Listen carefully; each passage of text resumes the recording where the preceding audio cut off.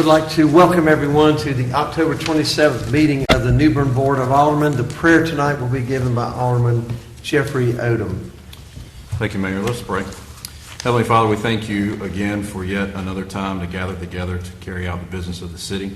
We ask that you lead, guide, and direct our actions and our conversations this evening.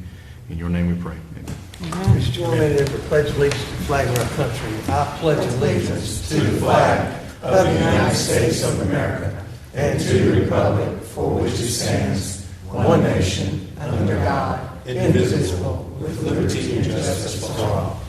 Madam Clerk, would you call the roll? Alderman Dingle. Here. Alderwoman Harris. Present. Alderman Astor. Here.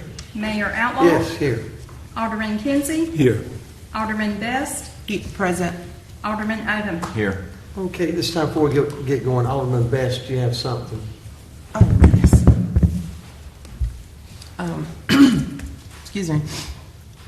I would just like to ask, you, Mayor, and this board, if we could just take a moment right now to, I know we have two of our outstanding citizens as pillars of this community, is well known by everybody throughout this city. They're great advocates, and they're just God-fearing people, and they love everyone, and they have really extended themselves out to people of this city over the years. I'm speaking of Mr. Sampson and his wife, Miss Ethel Sampson.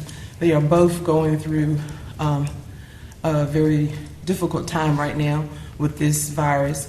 And I just want to ask on behalf of the city if we could just take a moment right now and extend a silent prayer for them, if you would, please.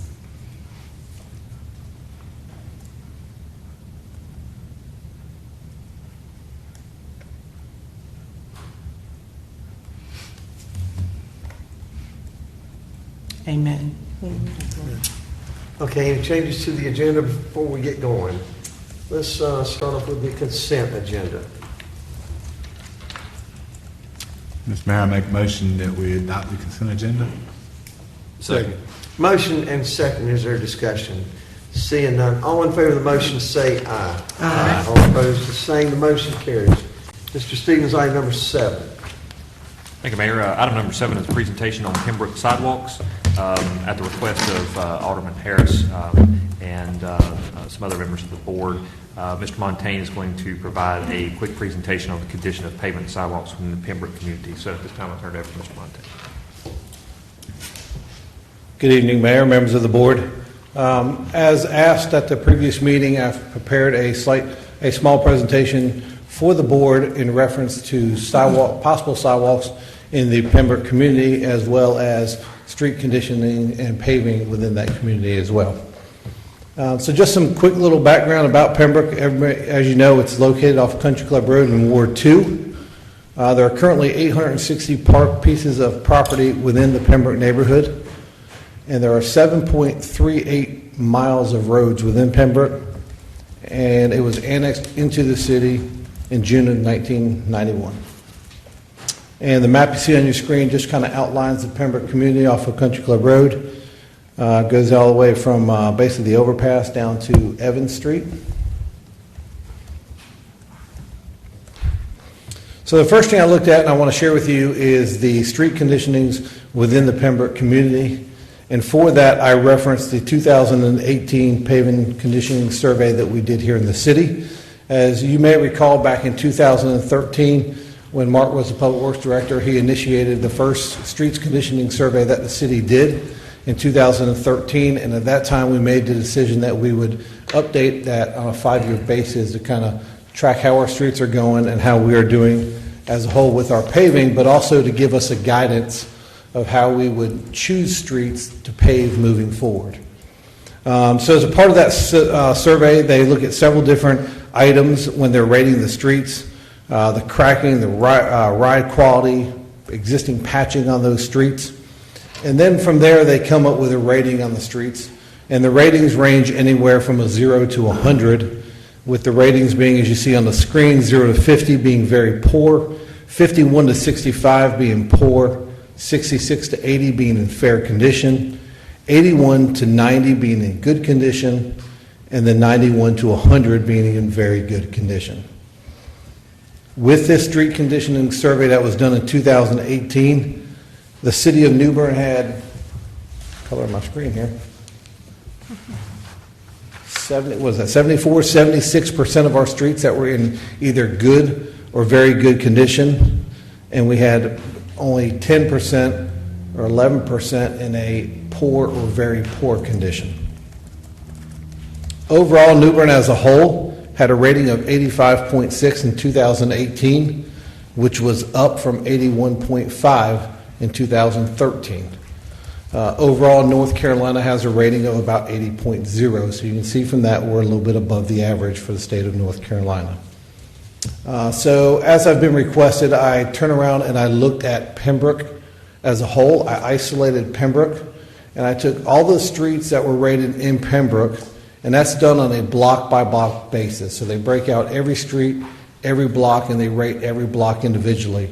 And I looked at every block within, every street within Pembroke, every block, and overall the Pembroke neighborhood had an average PCR rating of 94.0, which is actually very good condition. As a part of that, there were 2 streets or 2 blocks that did not have a very good rating or good rating, and they were both on Charles Street between Pembroke and Chestnut, and then in the other direction between Pembroke and McKinley, they had a rating of a 63 and a 39. Those 2 blocks are included in our proposed paving plan for this fiscal year, which I believe I sent to the board earlier this week. So those 2 blocks are included and will be paved and brought up to better standards.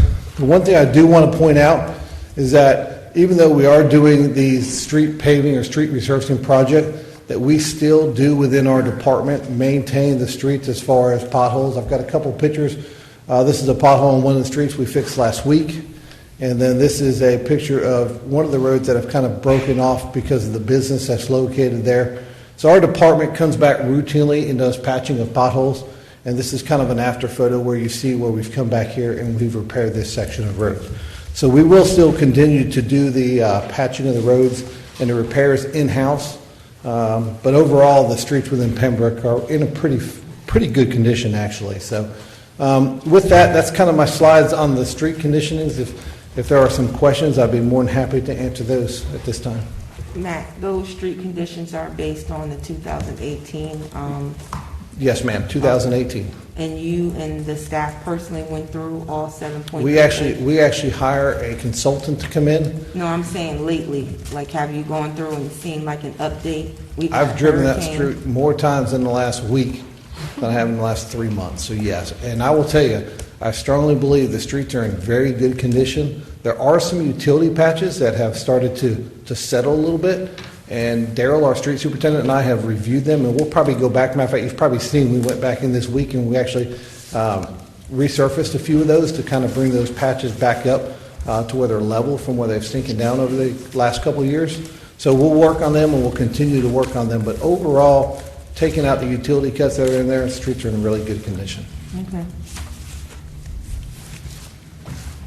I think one thing to consider too, just because of my background, street conditions is not necessarily a pretty black asphalt street that's just been repaved. The street condition, as far as what Matt's referring to, which is very good or excellent or whatever, is typically more so a combination of all of those factors. It's the structural capacity, whether it's got alligator crack. Alligator cracking is like one of the worst cracking conditions that you can have. So if you got a lot of alligator cracking on the street, typically that's indicative of poor subgrade or a subgrade failure, which basically means you got to dig up the whole road and reconstruct it all the way back up. Because what happens is a lot of times that moisture gets into that alligator cracking and so forth and so on. So as long as you don't have a ton of alligator cracking along the street, normally they're going to score fairly well. You may have some longitudinal or transverse cracking that may happen along the street. You may have some ride quality issues. It may not be pretty, but ultimately, if it's structurally strong and it's not got a lot of cracks in it, that's creating a detriment to the subgrade and the possible failure of the subgrade, which basically means you lose the entire road and you have to reconstruct it, then at that point you have a fairly good street. Thank you. So the next thing I looked at were sidewalks within the Pembroke neighborhood, and for that, I started off by referencing the pedestrian plan that the city had done several years ago. It's maintained in our development services. So I reached out, I got a copy of that development plan just to see, as a part of this pedestrian plan, what was recommended for sidewalks in Pembroke. And as you can see in the map on the screen, that the sidewalks as a part of this pedestrian plan included Country Club Road, and then also included connecting Country Club Road over to Trent Road via Chestnut. And that were the only sidewalks that were included on that plan. So then I was tasked with to review the pedestrian plan. I discussed it with development services, what would probably be the best locations for sidewalk if we were to put them in the Pembroke community, how to connect them back out to Country Club Road. And then I spent a couple days visiting Pembroke. I drove up and down the streets several different times. I looked at some of the obstacles that we would have, some of the obstacles we would have on Country Club Road. And with that, I came up with where I thought, or where I felt that the best place to put the sidewalks would be if we were to add them to Pembroke neighborhood. And with that, I stuck with the pedestrian plan. I ran sidewalks up Chestnut Street, but then I connected it back down by connecting it over to Aycock Street, and then brought Aycock Street back down to Country Club Road. And then we extended the sidewalks along Country Club Road all the way up to Aycock Street to give you that complete loop. And then, because it's been discussed quite a bit in the past, I took it one step further, and I said, let's extend the sidewalks from Aycock Street all the way to the city limits, where Trent Woods is currently working to get sidewalks to, which is somewhere around Town Woods, I believe. So I looked at all three of those factors, and I then was tasked with what's it going to cost to do this project if we were to do it, or what would it cost if we were to do a portion of this project. So typically, if we were to get a contractor to come out, put sidewalks in, and there are no obstructions, they just come in there, they scrape the grass off, they form the sidewalks, and they pour the concrete, they typically will do it for about $25 to $30 per linear foot. That's a 5-foot ADA sidewalk. The issue with Pembroke is, oops, go back one, we've got several obstructions that would cause the price to be a little bit higher. There are roadside ditches in Pembroke, there's culverts under driveways we'd have to deal with, trees, and existing power poles. And then most of the driveways, or a lot of the driveways within Pembroke, are also gravel. So we would look at, if we were to do sidewalks, that we would also include pouring a concrete apron in between the sidewalks and the asphalt. So we have to take all those in mind, and then I went out there and I decided I would snap a few pictures just to kind of give you an idea of what I was seeing. In the picture on the screen, you kind of see the driveway culverts 3 to 5 feet off the edge of pavement. I will tell you, doing a sidewalk on a street with no curb and gutter, you would typically leave 3 to 5 feet of green space in between the asphalt and the sidewalk, and then you would have a 5-foot ADA sidewalk. So you're looking at 8 to 10 feet off the asphalt. Anything that's in that 8 to 10 feet ends up being an obstruction. So in this picture here, you've got a driveway culvert, which is the case at most of the residents. You've got issues here where we've got a large drainage canal that connects within 10 feet of the road. So we'd have to maneuver around that. And then you've got, this just shows one of the gravel driveways we'd have to play with. We'd have mailboxes you'd have to relocate. And then in some locations, you start to get into elevation issues and tree issues that would have to be removed. So these are just examples of some of the obstacles we would run into. So to put a price to this, on a quick turnaround, I felt that the best way to put a price onto this is to reach out to a local engineer that has done this project already. I contacted the engineer that did the Trent Woods sidewalk. I thought that was a great comparison. We talked in detail about that project. We talked about the obstacles they ran into. It was very similar. They had roadside ditches they had to contend with. They had trees. They had power pole issues. They had drainage culverts, and they also did concrete aprons when they passed gravel driveways. So I thought it was very comparable. So he shared with me what their numbers were when they did their project. And when they did their project, Trentwood Sidewalk averaged about $100 per linear foot to install those sidewalks. In discussing that, and that's quite a bit higher than the $25 to $30 I mentioned earlier. Discussing it with him, we felt that we probably have got less obstacles than they had. Probably not as much roadside ditches. They had roadside ditches the entire way. We don't have it the entire way, but we do have several roadside ditches that would have to be relocated, and trees and obstacles as well. So talking with their engineer, we really felt that this project could be done within the $50 to $100 per linear foot range. So what I've done there is I turned around and I took this project, I took the proposed layout that I did, and I gave you a rough estimate at $50 per linear foot and also at $100 per linear foot, knowing that if we got the design done, that the construction cost would come somewhere probably in between. So to do this, I broke it out in several different ways. I broke it out into the cost of the sidewalks within the Pembroke neighborhood. That's the 6,975 linear feet. And then there is 1,150 linear feet to continue the sidewalks up Country Club Road to Acock Street, which ties it back into Country Club Road. And then to take it one step further, there's 3,300 feet if you were to extend the sidewalks on Country Club Road all the way up to the city limits line. Okay, at $5 or $50 per linear foot, the cost of that project with a 10% contingency would be $678,000. Using those exact same numbers at $100 per linear foot, you're looking at a total project cost of construction at $1.3 million. So with that, that's kind of the numbers. That's where we sit. That's where the sidewalk, if we were to do them, I would looking at doing it after discussing with Development Services and everywhere, thinking about where the best place to put those sidewalks are. I have broken up into several different options. If the board chose to just put them on Country Club Road through the Pembroke neighborhood, they chose just to put them on Country Club Road all the way to the city limits, or if they chose just to put them through Pembroke and not go all the way to the city limits. These are the numbers. With that, any discussion, questions, or comments? Matt, what about right-of-way? Do we have enough right-of-way in the Pembroke area to install, or are we going to have to purchase or get right-of-way? I don't know the answer at this time. I kind of turned this around quickly. I think if you were to places where you've got roadside ditches and you're going to put the sidewalks and you're going to back the ditches up, you would probably most likely have to get some drainage easements in that area for the ditches to be backed up or the driveway culverts.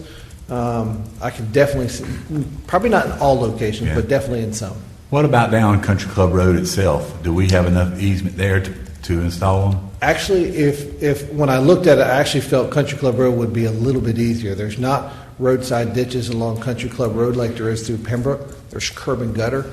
When ncdot brought the sidewalks across the overpass, they put them right against the back of the curb, which you can do because you have the curb. So I think actually it would be a little bit easier, or you would definitely have enough right-of-way within that Country Club corridor than you would with the Pembroke. And one more question would be, would it be easier for us to do like we did in Evans Mill, and when we repave the road or use pavement and put a 3-foot or 4-foot bike lane on the right side of the fog line? Again, you've got curb and gutter there, so to do that, you'd probably be... I'm talking about in the Pembroke community. Oh, in the Pembroke, just to widen it, if you were just... To widen the road and put a put a walking lane or a bicycle lane. It would probably cost you a little bit less, or you would maybe the same price, but you definitely would have enough right of way, I think, because you're not moving it. You're picking up 3 to 5 feet that you would normally keep that separation between the road and the sidewalk.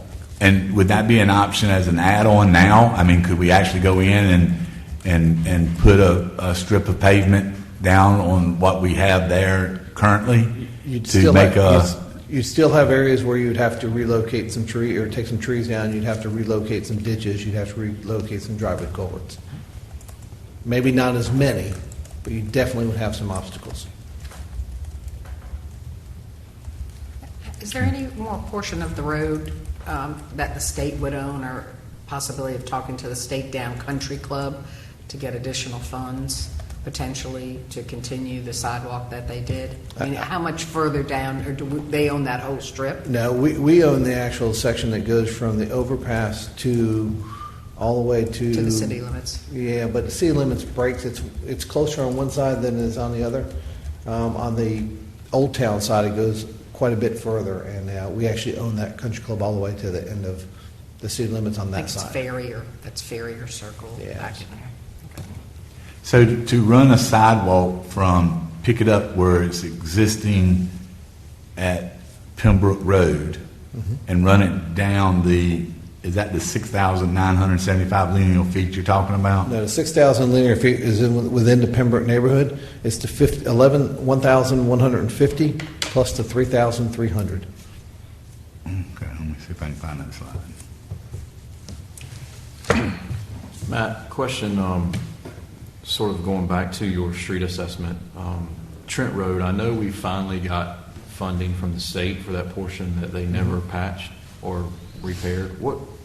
Where does that fall in a hierarchy of fixing that area? I think that was going to fall if we ever went in there and widened Trent Road to 3 lanes. You remember when we did Racetrack Road, Old Airport Road, we had both proposals for services, and we chose to move forward with the Old Airport Road. We haven't moved forward with the Old Airport Road or the Trent Road yet. I've had an engineer proposal that was given to us a year or so ago. It's just a matter if the board wants to say, hey, let's move forward with that, funding this engineering cost, and then we can look at the construction cost. Okay, and then my second question is the pedestrian plan that you mentioned, I think it said 2009 is when that was created. Correct. Does it rank the priority of sidewalks? That's it. Let's ask Jeff that. It does. It does. So where would this particular project or neighborhood fall on that ranking? Because I thought that with what Alderman Kinsey did with the safe route to schools and then the both sides of Glen Burnie and then the Noose Boulevard, I thought it was sort of prioritizing the main corridors. So I'm curious where the Country Club Road, because now we've got different dynamics with the Volt Center there, connecting that community with that. I'd be curious to see where that falls in the ranking with other projects throughout the city. I can certainly research that and pass that on. Yeah, I think the pedestrian plan, it outlines 3 different, which is short-term, long-term, or short-term, mid-term, long-term type projects. Not exactly sure where the Country Club Road portion ranked, but obviously it would probably rank higher than, say, Chestnut. The main point of most of the pedestrian plan was to get the walkability along the core streets where you have lots of traffic, because generally you want to provide walking accessibility for pedestrians along corridors where you have more volume of traffic. When you get into the neighborhoods and there are more residential streets, a lot less traffic, especially, I mean, you're talking about 7 miles of traffic within that entire community. You're probably, a lot of people are probably walking on the street just like they would in many other neighborhoods that are of this vintage of age of neighborhoods. Cypress Shores, Evans Mill, not the main drag of Evans Mill, but the Evans Mill portion that was constructed with just the streets. I'm trying to think of some other ones. But anyways, these 80s, 90s neighborhoods, 70s, 80s, 90s neighborhoods that were developed, a lot of them were developed without sidewalks, especially these that were formerly in the county and then annexed into the city. But essentially what you're trying to do is make these connection points, connectivity between large areas into your core areas, which is Country Club Road is one of your major corridors feeding into the town. So obviously that's one of these areas that you're trying to get people, it's more travel, a lot more cars, they're trying to get them off of the travel paths to get them on the sidewalk so that pedestrians are safer.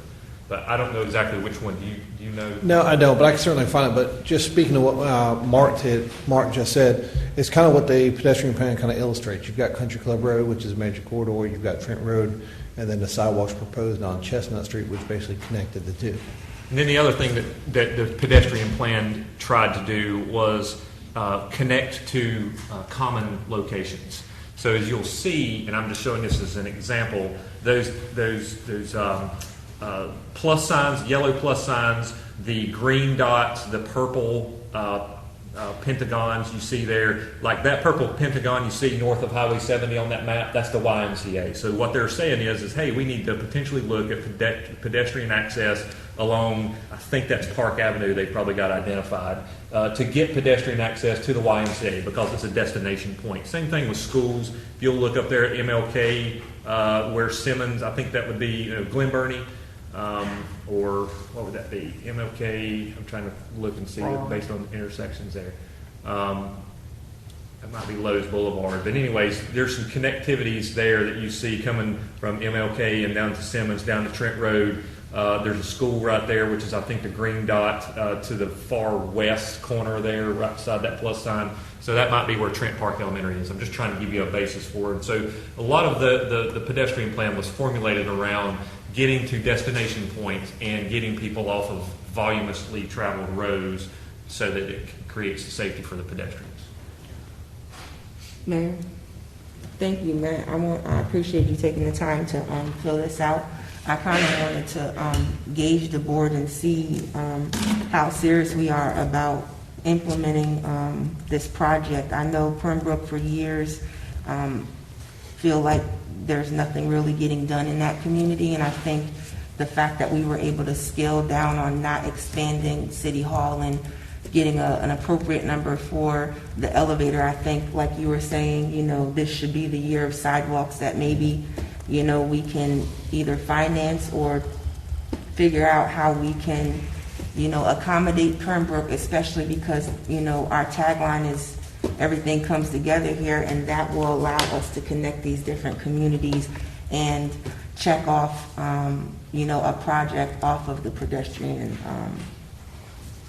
Matt, let me ask you something about, did you incorporate, you said that you were going to do concrete aprons on all the driveways, is that correct?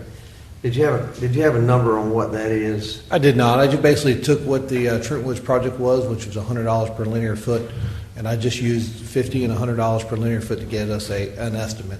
Well, do you think that there are more driveway connections in the Pembroke area than in the country club? I do think there is. There's a lot of gravel driveways in the Pembroke community, but I also think there's less roadside ditches as well. So at the end of the day, I think we're between the $50 and $100 per linear foot, but until full construction plans are done and cost estimates are done, it's kind of hard to give you an exact number. So are you thinking about 12 to 14 feet for an apron and 10 or 12 feet of apron? Is that what you're typically, thinking? you'd have 3 to 5 feet between the asphalt and the sidewalk, so the apron would typically be 3 to 5 feet, and then you would have the taper sidewalk. down is what you're trying to do. You're just trying to pave or concrete that area between the asphalt and the sidewalk. If not, it stays gravel. It washes out, becomes a mud hole. It breaks the asphalt when people drive over the edges. The reason I was asking you, has anybody looked into pervious? I know it's 3 times more expensive, but pervious concrete, if you did it in those, if you poured everything and in these areas where the drives are, if you put the pervious in, it would kind of abate any type of potential drainage issues that come with the sidewalks as far as the customers, the citizens. I didn't know if you'd looked into that, and would that be any cheaper than the aprons, which could be a little problematic versus a pervious type concrete? Yeah, I don't think it would be any cheaper, the pervious concrete. I know it wouldn't be for sure. cheaper, but I've seen it. I know exactly what you're talking about, but I have not looked at it for this project. Well, the other thing about it, I have said it needs to be the year of the sidewalks, and I know we have some money, but I also think that, we did some sidewalks in the Duffy Field area several years ago. Bernard White, Alderman White really championed getting some sidewalks, and we were able to do quite a few in that area. Pembroke, I'm not aware of a sidewalk, and there's probably some roads I know some of those roads have got to be no more than 16 feet of width. Some of those roads over there in Pembroke. Average road is maybe 18 to 20 feet. Yeah, 18 to 20, I would say. Yes, sir. I just think as we, in a visionary sense, look ahead to this, I like the connectivity of Trent Road, Martin Luther King Boulevard, and the main thing to me has always been a tie into the workforce development. Right. And somehow tying back into Alderman Kinsey and the community college. I mean, I'm just big on the educational end of this element and the community college and the workforce development. Mayor, Mayor, as we've all stressed for several years here, I think it's the importance of neighborhoods and strong neighborhoods. What we're really after is strengthening our neighborhoods and the people who live there, and that's our job for that quality of life. And I think it's important about this. As I said 2 meetings ago during our workshop, I really think we've got to get these bond people down here and look at the opportunity because. As we all know, I think this is a great idea. I would support it. But now I'm going to hear from the people. We're going to hear from people in different neighborhoods that we represent that, hey, where's my sidewalk? So I think it would be in our best interest at this point to look at these bonds, see what we could do to do a major project, and let's just go ahead and bite the bullet and see what the cost would be. Let's strengthen these neighborhoods. Let's connect our neighborhoods. And let's get it done instead of piecemealing it because for every neighborhood that we do, there's going to be 2 neighborhoods that are upset that we didn't do them, including the Duffy Field area. Right, I understand that too, but the bond process, they have to vote on that. Not necessarily. So there's a limited government, a GO bond, and so that may be something we can look at. That's what I want to hear from the bond people. What are our options? So is it something that can be implemented, like that we can find some information out until the next November meeting? Yes, because I don't want asked to for push that. it. I want to be able to stay, on the issue because we need to get these things done. And I know that other communities, may come after this, but I feel like there's been a time in our history in the city of New Bern where we had to dedicate some of our funds or extra funds to beautify different communities. And now I think it's Pembroke's turn, at least because it's not just about Pembroke, it's about connecting. And we've said that. So I would really, really hope that we could move forward with getting more information, like she said about the bond, because I think it would be good for everyone in that community to be able to see some improvement. I agree. I think we need to look at a bond for a lot of sidewalks in the city. But I also think that we should move forward in the $57,500 to go ahead and extend that sidewalk from where it cuts off at on Pembroke Road down to Pembroke, so it would be an easy access. Wait, am I wrong about something? Yeah, you're reading the contingencies line item. Okay, so what's it going to cost to put the sidewalk from down Country Club Road to the Pembroke community, so they can, so the citizens can walk to I the vote apologize. center? Those numbers are pretty close to the same. Somewhere between $57,000 and $115,000 to take it from where they are now to the Acock Street. Let me get Alderman Kinsey and we'll circle back. Go ahead, Alderman. Now, does it matter in the price if it's on the left-hand side of the road or the right-hand side of the road?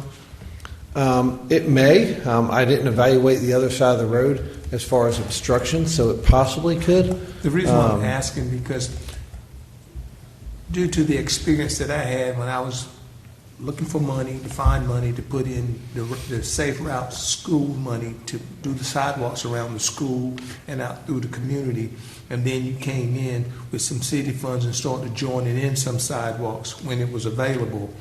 And I was just looking to see how fast expediting this program from connecting communities together to take it all the way up to the vote center to start out. And then maybe later on, when the funds are available, we can go back and start working into the community, putting sidewalks there.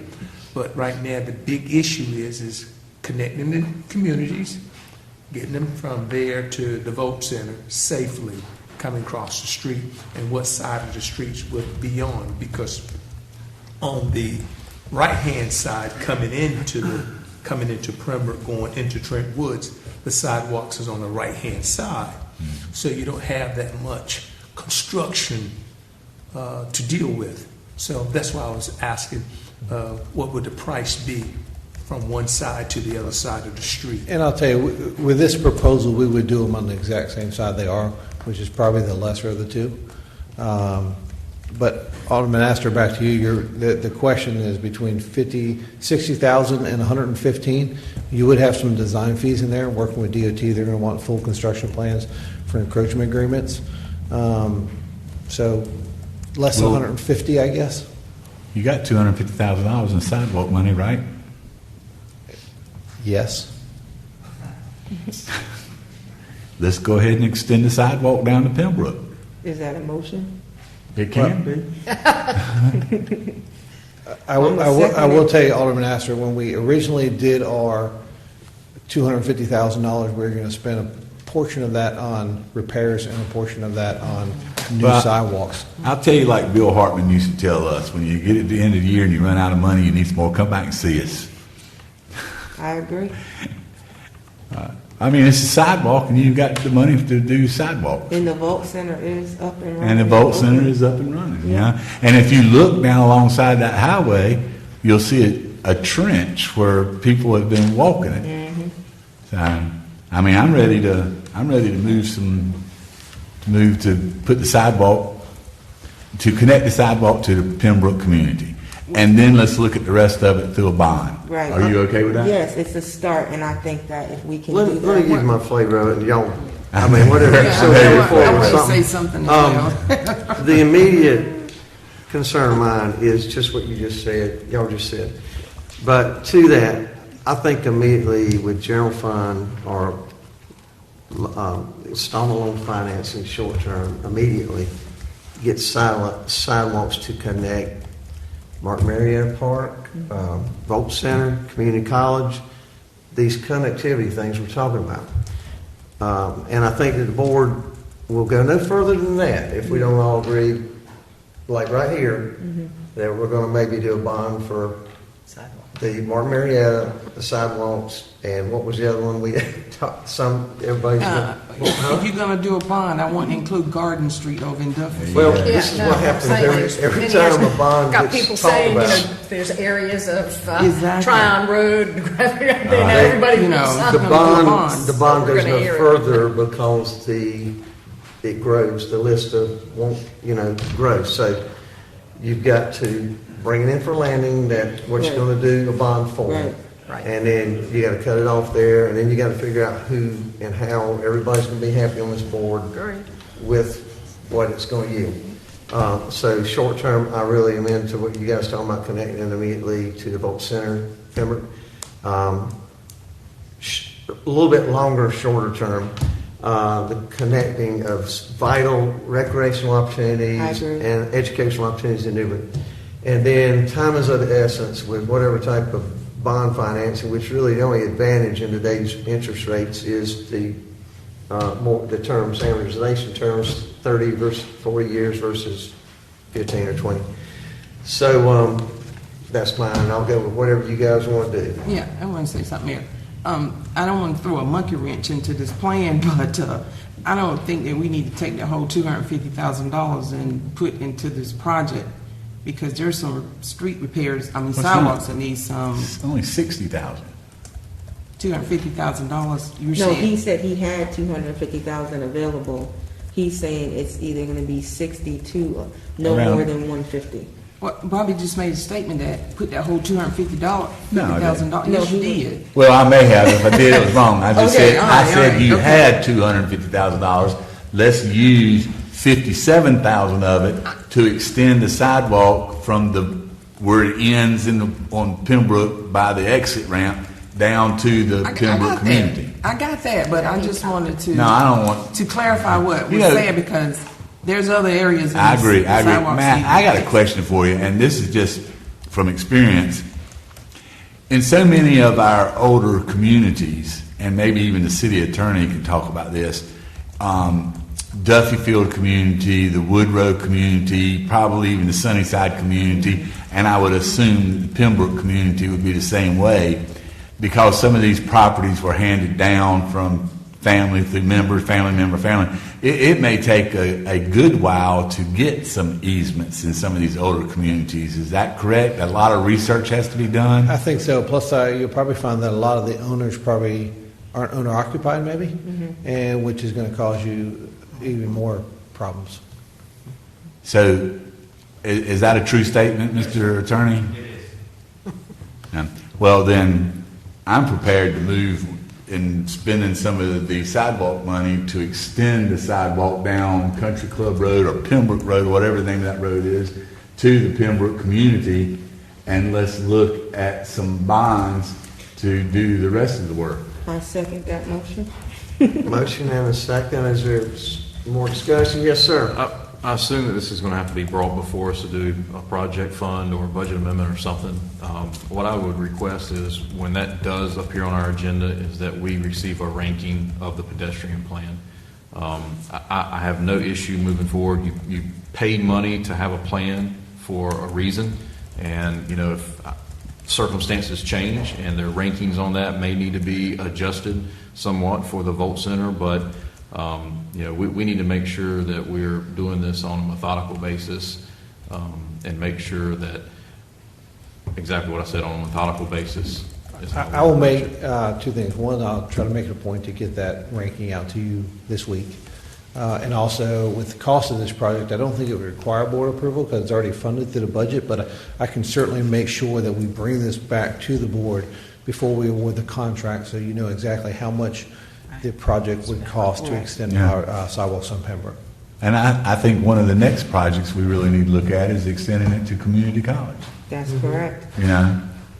But Because people are walking in the street, so even if it's not ranked at a certain level that is acceptable to people on the board, it should be people over politics. And we want sidewalks, and we need that connectivity. We have the Vault Center, we have the community college. These individuals are going to go to these places and get educated and be able to work within city limits or throughout Craven County, so it's important. And if we can do it, I think it's a win for all of us. And Alderman Harris, Alderman Astor, just to speak to that briefly, we do have an engineer doing a feasibility study and a cost analysis on what it would take to put sidewalks along there to the college. So once we get that back, we'll report back on the findings of that. Hey, Johnny, or Alderman Kinsey, I'm sorry. Is there any more of this Safe School grant money since available? And Mark shaking his head now. No, it's not. It's not. It's not. Now you have to go through a ranking through the MPO now to try to receive sidewalk money. Is that correct, Alderman? That's correct. Most everything has been, if you want, for all intents and purposes, stated that things have been removed from discretion as far as subjectivity and decision making on which projects should deserve safe routes to school grant money, or which district representative pulls the most weight in getting funded in their area, certain projects. It's really stuck more into the scoring system through the MPO processes and everything else, and so a lot of that stuff would, don't happen no more. would it be worthwhile to ask Hugh if he had any of his? It's out. The representatives of certain areas, their discretionary ability to rank projects has, for the most part, been removed, and it's all in the scoring system. And the overpass right there at Glen Burnie is going to be replaced in the next 5 years anyway. So I doubt they would invest money and then tear it out to replace it, the whole overpass. Mark, and this maybe Amanda may know this, any economic development money through the state that might be able to be used? Because again, this could be economic development for us, as is jobs at the, people getting jobs at the Volt Center and walking to jobs. I mean, because we don't have transportation, and that's one of the negatives. We can certainly look at those. Margaret just walked in, so I know. I'm sure she's getting her pen out as she Yep. talks. As y'all are talking now about the possibility of getting some kind of funds available for us, it may be that, hey, let's ask the Community College Foundation and see whether they can front some money to help pay for the sidewalks over Great into that idea. area. Perfect. I mean, that'd be a great project for them to support, I would think, because Yes. it gets people to their school.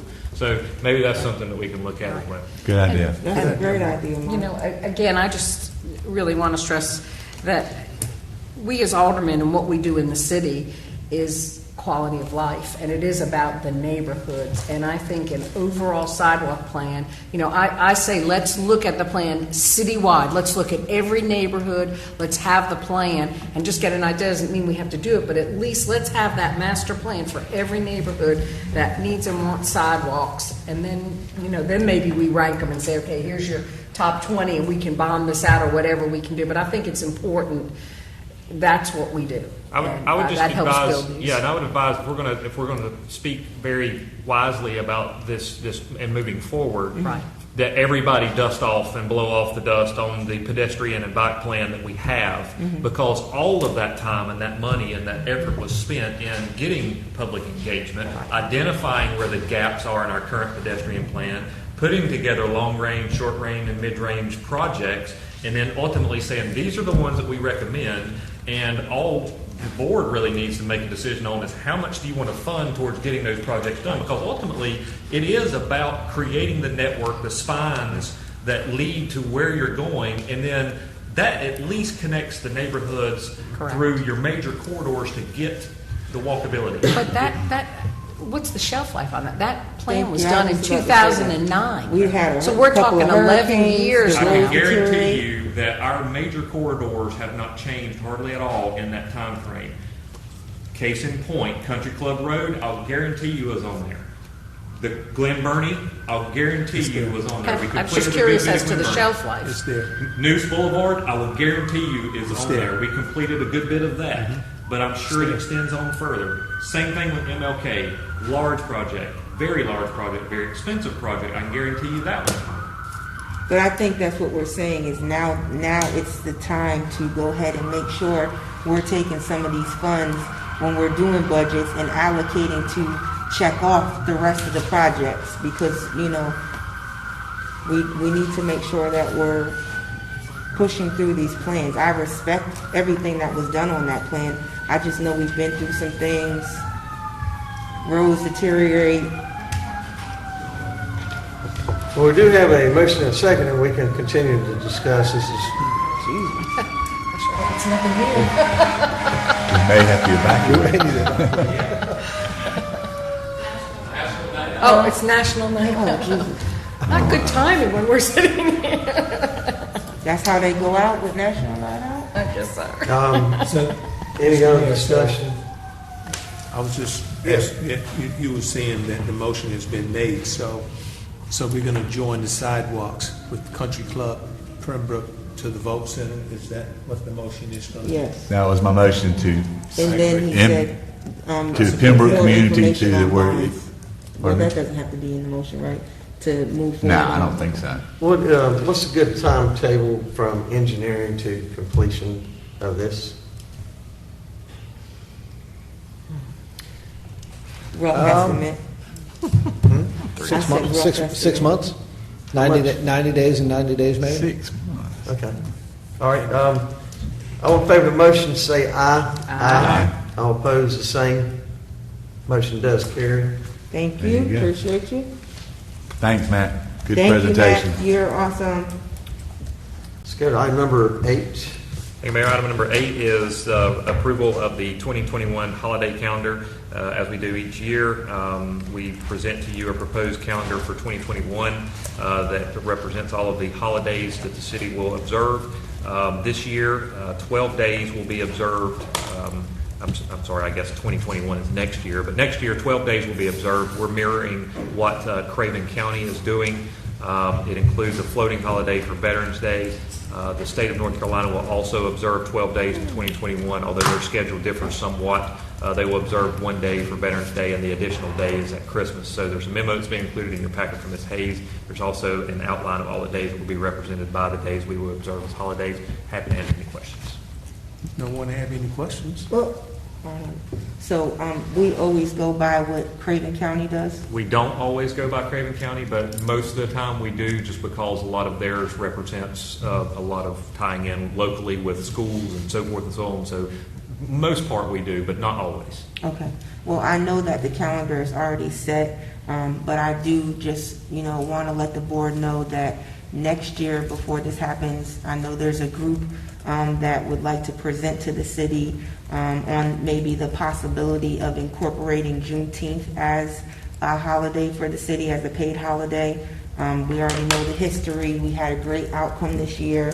The governor is in support of it. There's a lot of counties and cities and municipalities within North Carolina that have done this, and I just think it would be a great addition. But I just wanted to put it out there that next year they will be advocating you guys are speaking to you and trying to present on why it would be great, because we celebrate 4th of July, and, Juneteenth is actually the freedom for the enslaved African Americans, and we want to incorporate everyone. So I just wanted to put that out there, just so you guys know. That's all I had to say. I'd like to make a motion that is continue as written. Second. Motion and second, is there discussion? All in favor of the motion say aye. Aye. All opposed, same. Item number 9. Thank you, Mayor. And as we do every year, we also bring to you a 2021 Board of Aldermen meeting register. This board adopts the meeting register for the calendar year. The proposed roster identifies the second and fourth Tuesdays of each month, as well as 2 additional days in May to review the budget. Also, we have provided for you a retreat to be held the first Saturday of February. Obviously, the board wants to change that, but we went ahead and put it on the calendar because typically that's around the time that we normally do it. That way everybody can set their schedule, try to help everyone out in some decision-making very early on. So at this point, I've got the register and the schedule in front of you. We'd be happy to answer any questions. My only question to that is I would prefer, and I'm just throwing it out there, the half day on Friday and half day Saturday instead of all day on Saturday. It seems like when you sit there from 8 to 5, it wears on you sometimes. So that's my only suggestion there. We'd still have, that date on the calendar, but the last time we've done it like that, it has worked good. Just starting at about 1 on Friday and going till about 5. It's always good to do at least a portion of it during work hours. Yeah. Right. Because staff is available. Right. If you have to bring them in on Saturday, you have to pay them. Right. So I would just make that suggestion rather than the full day on Saturday. Maybe designate the day before, which was So February the 5th at 1 p.m. Yeah. I'm looking at the staff, they're asking when do they get ever paid to get on a workshop? Well, most of the staff that's here might not, but a lot of their staff that would come with them to some of the meetings would be. But if you want to do it on a Saturday, we can do it all day on Saturday. There's lunch provided, I believe. I think We can whatever's do conducive for the board. I mean, I like the idea of a half day of Friday, and Yeah, just if we need to, we go into Saturday morning as if well. needed. does everybody Yeah. agree with that? Can we? Sure. So Can I we make make a that motion change? that we go half and half. All right, And so the rest if I stays the same. understand what you're making a motion for, that would be to adopt the calendar as stated, because it doesn't say we're doing a full day, it just says it starts at 8 a.m. on that Saturday, that you're adopting the schedule as presented with the addition of February the 5th beginning at 1 p.m. for a scheduled work session. And everybody can be Correct. before that. So we're gonna be here Saturday at 8 a.m. That's your motion. Thank you. Have a second. Doug, got a second there. Any further discussion? All in favor of the motion say aye. Aye. All opposed, same. Motion carries. Item number 10. Okay. Thank you, Mayor. Item number 10 is consideration of the board to adopt a resolution to extend the temporary closure of specific streets for street cafes. Ms. Herrickle, the Executive Director of Swiss Bears, requested again an extension of the street closures until December the 19th. Are we doing 6 months? End of the year. Eventually, those may be extended again, but this will be to allow for continued operation of the street cafes. The streets closed will be the 200 and 300 blocks of Middle Street, the 300 block of Pollock Street, and the 300 block of Craven Street, from the point of Morgan's restaurant to Pollock Street. There's a memo that's included in your packet by Mr. Hughes. It's very similar to the closures that we're already doing now. Currently, they're just wanting to extend those in through December. Happy to answer any questions. I have some questions and comments. So I am all in favor of supporting closing the streets to provide extra assistance for restaurants to be able to fare their way through COVID. The only issue I have is I think that there's a lot of businesses and micro businesses that would like to be able to have this extended to them. I don't know if it should be citywide, but the Broad Street Association, I don't know the last time you've been down Broad Street, but the beautification is amazing. There's a lot of businesses, all of it is private owned, but at some point they would like to close some of that street down. There's a way where everybody can still get to their prospective places, homes.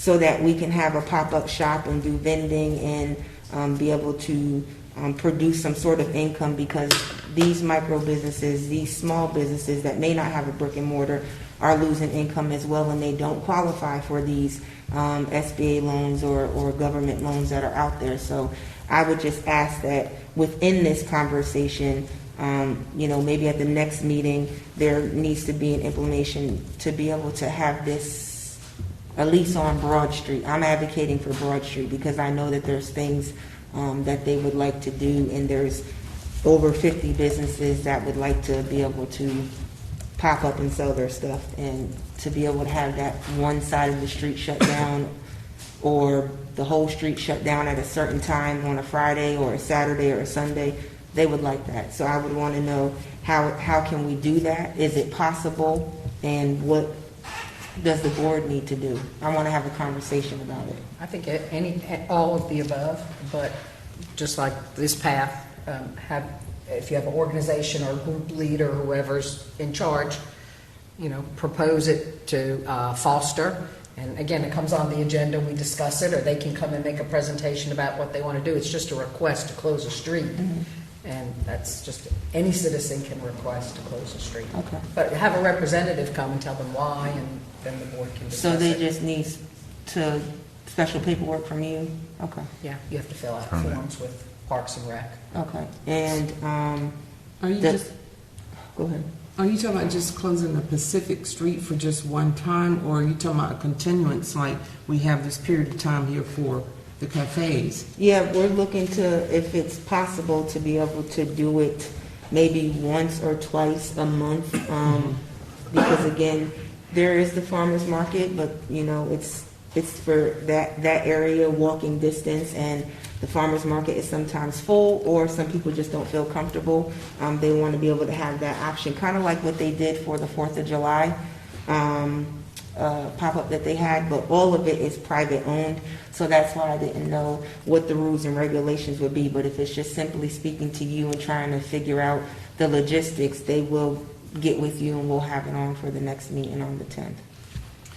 While we're on this subject, I just want to ask a question. Is these cafes, like all throughout the city, are now operating with outside venues where they can serve outside, or is just I haven't downtown? seen anything. I think it's just downtown. Well, there's some, if you go to La Caseta, because downtown, when you walk out, you're on the public right away, but La Caseta, when we issued this, we gave the ability to have them outside, but they deal with the private owners of those properties as far as doing that. I know La Caseta has set up an area where they have outdoor seating. I'm not sure some of the other restaurants, how they're doing it, but most of them have areas anyway that are contained.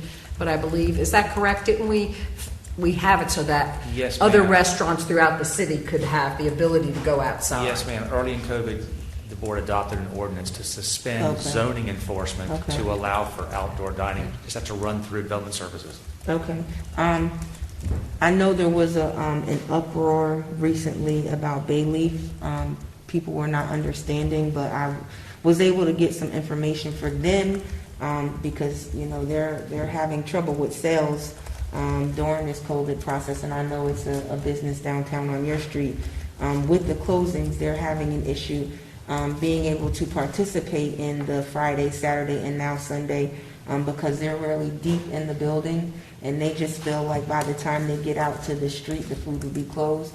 So I didn't know that it was an uproar. I don't know if you knew about it. No, I did not know about it. It would be great. They've not reached out to me. So I would reach out just to see if there's I'm happy a way to go and kinda speak to them, but they implement. could, I guess all the restaurants have the same challenge with getting the food out to the street, regardless, but they certainly could set up. They would not have to do anything other than put out tables and chairs and be able to set up, so I'm happy. I'll definitely try to reach out to them. Okay, item 10. Mayor, I'd like to make a motion, we adopt a resolution, adopt a resolution to extend the temporary closure of specific streets for street cafes. Second. Motion and second. Is there discussion? Seeing none, let's have a roll call starting with Alderman Odham. Alderman Odham. Yes. Alderman Best. Yes. Alderman Kinsey, Yes. Mayor Outlaw. Yes. Alderman Astor. Yes. Alderwoman Harris. Yes. Alderman Bingle. Yes. Motion carries. Item number 11.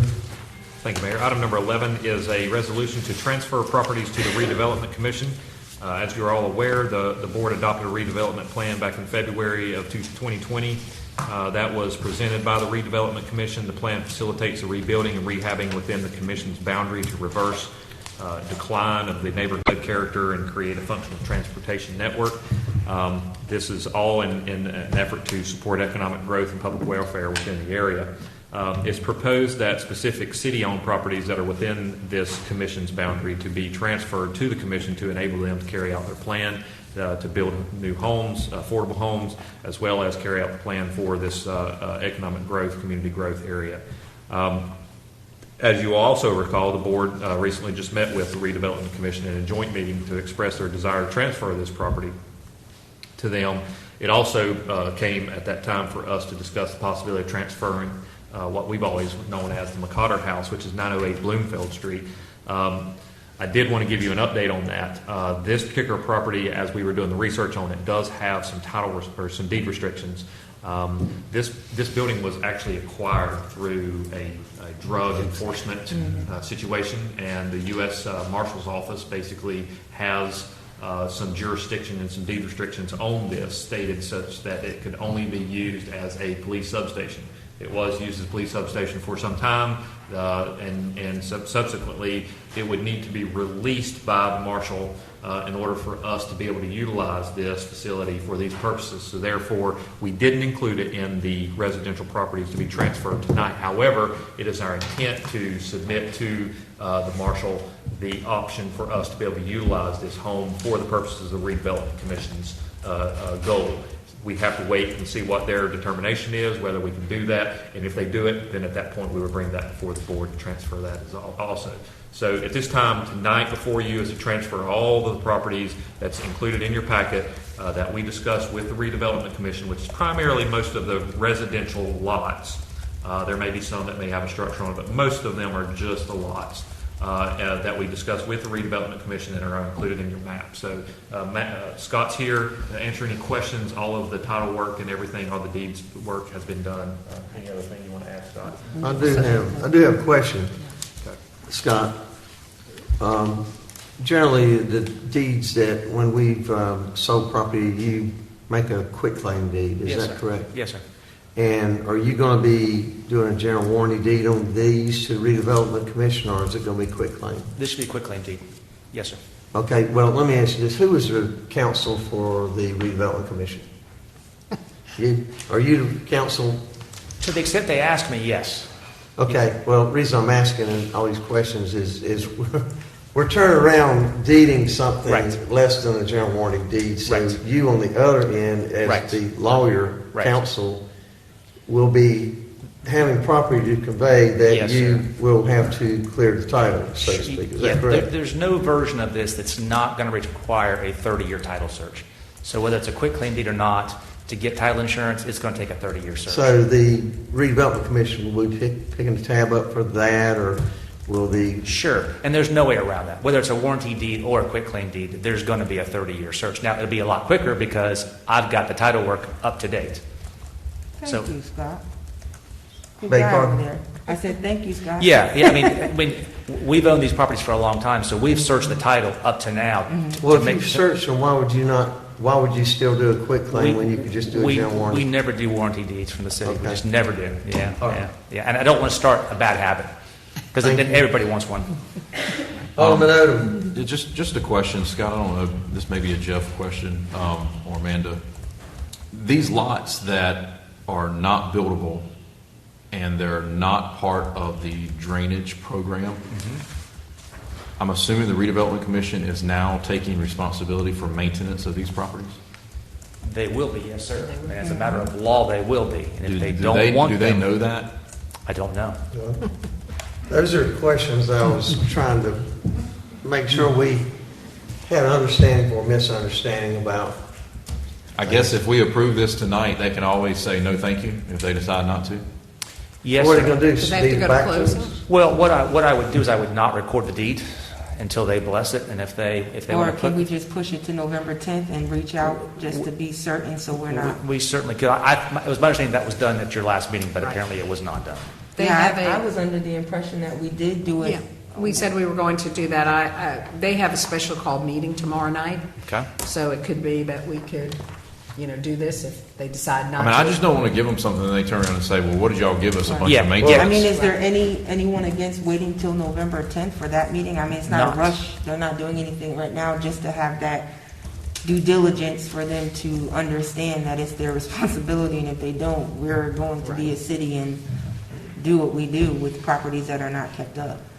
Well, And the cost, because they're gonna have to foot my the other bill. legal question is that if we deeded them a lot and they didn't want it, would they deed it back to us Yeah, as a we, quick yeah, claim? great question. We don't want to get in that business. We don't want to be deeding back and forth. We want So- to get it But right at the this point, first they time. have the ability to sell it, give it away, trade it. That would be, if they wanted to Because sell we it, don't have they any could. restrictions on it. So is there, Two options. You can approve it tonight, and I won't record the deed, or you just table it to your next meeting. Task them with vetting each and every parcel. I thought they had done that, and apparently they had not done that. is anyone opposed to moving it to November, tabling it to November? Well, if you don't record the deed, it's the same thing. Yeah, it's That the way, same if they difference. I'd they rather say go they ahead can do it, and- then he can go ahead and record the deed, don't have to come back to us. And if they say they don't want to, do we have to bring it back to the board Yes. and reverse it? Yes. Well, yes. You will anyway. If they don't want something, we've got to talk about it again. Because they're gonna vote on whether they're gonna want to take the responsibility. I'm assuming they would need to, so. So Scott, another question. So they don't pay tax, so there's not a tax liability to them or anything. It's just a maintenance liability at this point. Yes, ma'am. Yes, ma'am. Well, does the board have any other questions like that, and that we need to get them to answer, and then we'll do it next meeting or something, or? No, I'm okay. I'm really okay with moving forward. They've asked several times about it. Tomorrow night they have the meeting. If they want to reject it, you just don't record the deed. Yes, ma'am. And they may have an ask where they don't have the means to mow and keep them clean, so that they may have an ask back to you to help with the mowing that you're currently doing until they can find a use. But that's That's what I'm saying. another issue. So would I it's not a be, I work in better look at that progress. packet again, but was I not going to sign this stuff away tonight after approval? Yes, sir. You're going to sign everything, but I'm going to hold the deed in trust and not record it until we get a confirmation back from Redevelopment Commission. I just think it makes sense because there's a lot of moving parts. Just Move to it to wait the next until one? November 10th. I mean, they can't do anything with it now, but I say just do the due diligence because some of them might That's come fine. back and be like, we don't have any funds to maintain them, it's. We gave them. It'll take you 2 minutes to reapprove it at the next But they meeting. might use it for No, I something agree. else. I agree. I'm not debating that, but there are funds there. You cool? Does anybody, do we have? We'll make a motion just to continue it. To Yeah, take can I tape. make- I'd like to make a motion to continue this item until November 10th, put it on November 10th. Second. Motion and second, is there discussion? Seeing none, all in favor of the motion, say aye. Aye. All opposed, same, motion carries. Item number 12. Thank you, Mayor. Item number 12 is a resolution approving the extended construction hours for East Point Homes. The Housing Authority of City of New Bern is developing a multifamily low-income apartment complex on 703 Carolina Avenue. The city's noise ordinance prohibits construction beyond the hours of 7 a.m. to 9 p.m. without approval of the Board of Aldermen. Construction manager has found it necessary to perform certain work, such as pouring of concrete outside of these hours, and is requesting a brief exemption from the noise ordinance. A copy of the request has been included in your packet, and we're happy to answer any questions you may have. What's the difference between this construction project and all the other construction projects where they don't have to ask for this? I mean, they pour concrete all the time, everywhere. Why? I guess the benefit is this gentleman is asking prior to actually doing the Right. work and getting complaints. Some people just do it and do it against the law, and then someone complains, and then we have to go give them a nasty gram, and then they have to tell them to cease work and all this other stuff. So maybe somebody's being proactive here. So what would happen if we started receiving some complaints? Would we have the ability If you're to? receiving complaints and they have it approved, then There's nothing we can. they're allowed to do it. Yes, sir. I contemplated undoing it for just that reason. In the actual resolution before you, I've cited the exemption but provided in there to the extent there are complaints. City manager would meet with the construction superintendent to see what they could do to minimize those complaints, and if they can't be minimized, then you guys could entertain removing the exemption and taking away their extra hour work. So it's my ward, and I just wanted to comment just to basically say that I struggled with it. I completely understand, but I think that we're being proactive. It's for something good. Affordable housing is going to come in there, and I think that there can be a few sacrifices so that there's a benefit at the end. So I'm in support of it because, you know, they know what they're doing, and they feel pouring it early is going to allow for it to expand whatever concrete does. So I hope everyone would move forward because it needs to be done so we can get this housing unit up. I agree, and, you know, it is for the greater good. I am a little concerned about the 4:30 hour. You know, I would have preferred, you know, maybe 5:30, 6 o'clock. I think that's a little more normal. But the only thing, you know, in going through with this is I want to know how we're going to contact the citizens. I'm more concerned with the Carolina Avenue, those apartments there, because all those heavy trucks coming in, people saying, wait a minute, nobody told us, where, you know, we haven't put it out to the public other than this area. And I'm curious as to how we're going to handle notification to the citizens. Well, once this is approved, I'm going to be sure to put it on my page just to draw attention to it. But also, I would expect us as a city to post it just for an FYI, like we do. I think it's important, and just so. to be courteous, maybe put it on CT3. Yeah. But also the the contractors. I mean, it should be their responsibility as well to inform. Yeah. Just Matt, be prepared.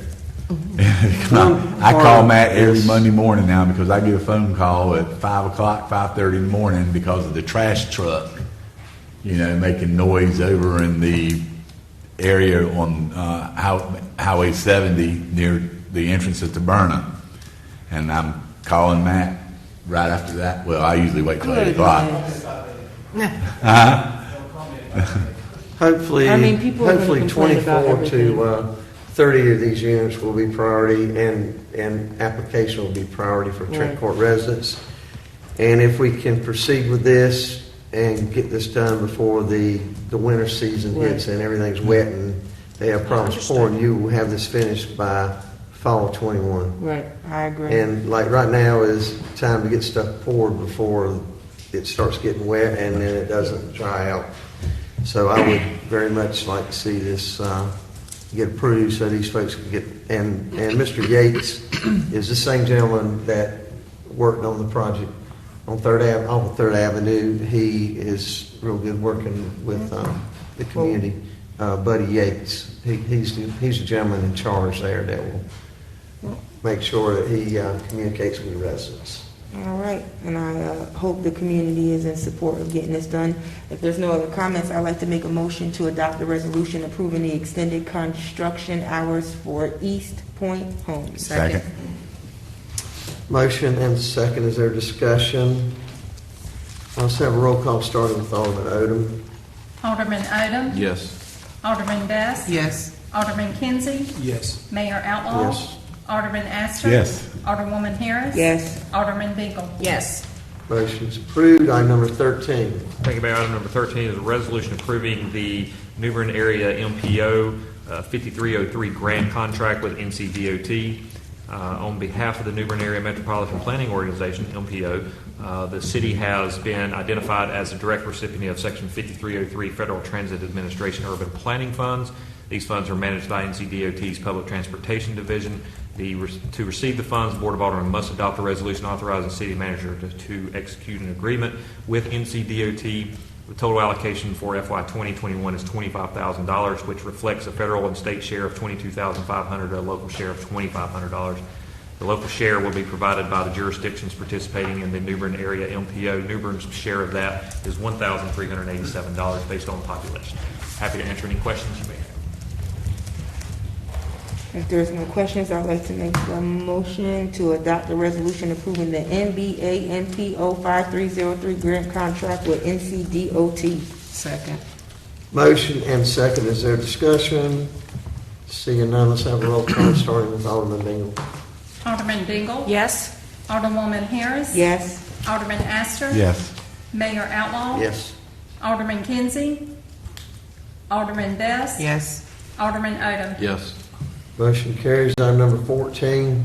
Thank you, Mayor. Item number 14 is a resolution approving a utility relocation agreement with ncdot for the US 70 James City widening project. As you are aware, ncdot has requested that the city relocate electric utilities due to the construction of the highway out on US 70 in James City. The cost of this relocation, along with the project management expenses, is estimated at $2,183,718, and the agreement that's before you tonight establishes the cost estimate and terms for reimbursement from ncdot. There's a memo that's been included in your packet, and we're happy to answer any questions. I just want to ask a couple of questions about this. Reading through that contract, I keep seeing non-betterment and betterment. And, the more I read that, the more I ask myself a question. It is the results of the forced relocation of all this infrastructure. Are we better off after, or are we better the way we are now? And the answer is I'm not sure anybody in this room actually knows that. I don't know the depths if they change, the prime location and right away if that changes. There's just 100 questions I have. All I know is when I start seeing terms like betterment and non-betterment, that means that somebody thinks they're getting a better deal out of it than somebody else. So with all that and having been said, and all the work that the staff has, the public works director, the electric services director, and everybody else, to make sure as we navigate through this whole process for the next 3 to 5 years, do we need to have any type of a consulting engineer or anybody else that is in the scope of work watching all this activity so that we know before we get a non-betterment or a betterment that's not to our advantage, that we know what's happening? Because this is a very complicated agreement. Yes, you're absolutely right. In the scope of what you're approving tonight, there is funds for project coordination, project management, project administration, almost full-time for about 3 years. So we will go out and scope that work with a consultant to help staff manage this and account for it. So does the DOT pay for that? Yes, sir. Costs? Yes, sir. And do you feel like after all this is done, are we better off after or before? Obviously, I would assume when you're doing relocations, if there was any need for any other redundancies or I think we'll be better off in the terms that some of the infrastructure will be brand new. So we'll have new infrastructure out there. It'll be hopefully in better locations. It won't be hit as often. It'll be a little farther away from the roads, less risk to traffic. So in looking at that money, I was trying to figure out, explain to the public what's going on there as far as, is the DOT actually saying you're getting a better deal with the relocation, so here's this pot of gold here that you owe us? And I'm not sure I can interpret the legal side of it. My thought behind some of that language is we're not designing a relocation to go over and above what we have presently in place. So we can't grandly improve our system at the expense of ncdot for this project. We basically have to put things back almost like kind. Well, I think you said most of it's going to be overhead, not underground, right? Correct. So in the process of the grid relocation and all, is it going to step up the opportunity for, as that area grows and more services are needed for expansion of the grid itself off of these new improvements? Is that a betterment to the city? We'll be in a good position to expand. We're not going to box ourselves in. So we'll be in a better position. I believe so. Well, does that speak the same for water and sewer, Mark?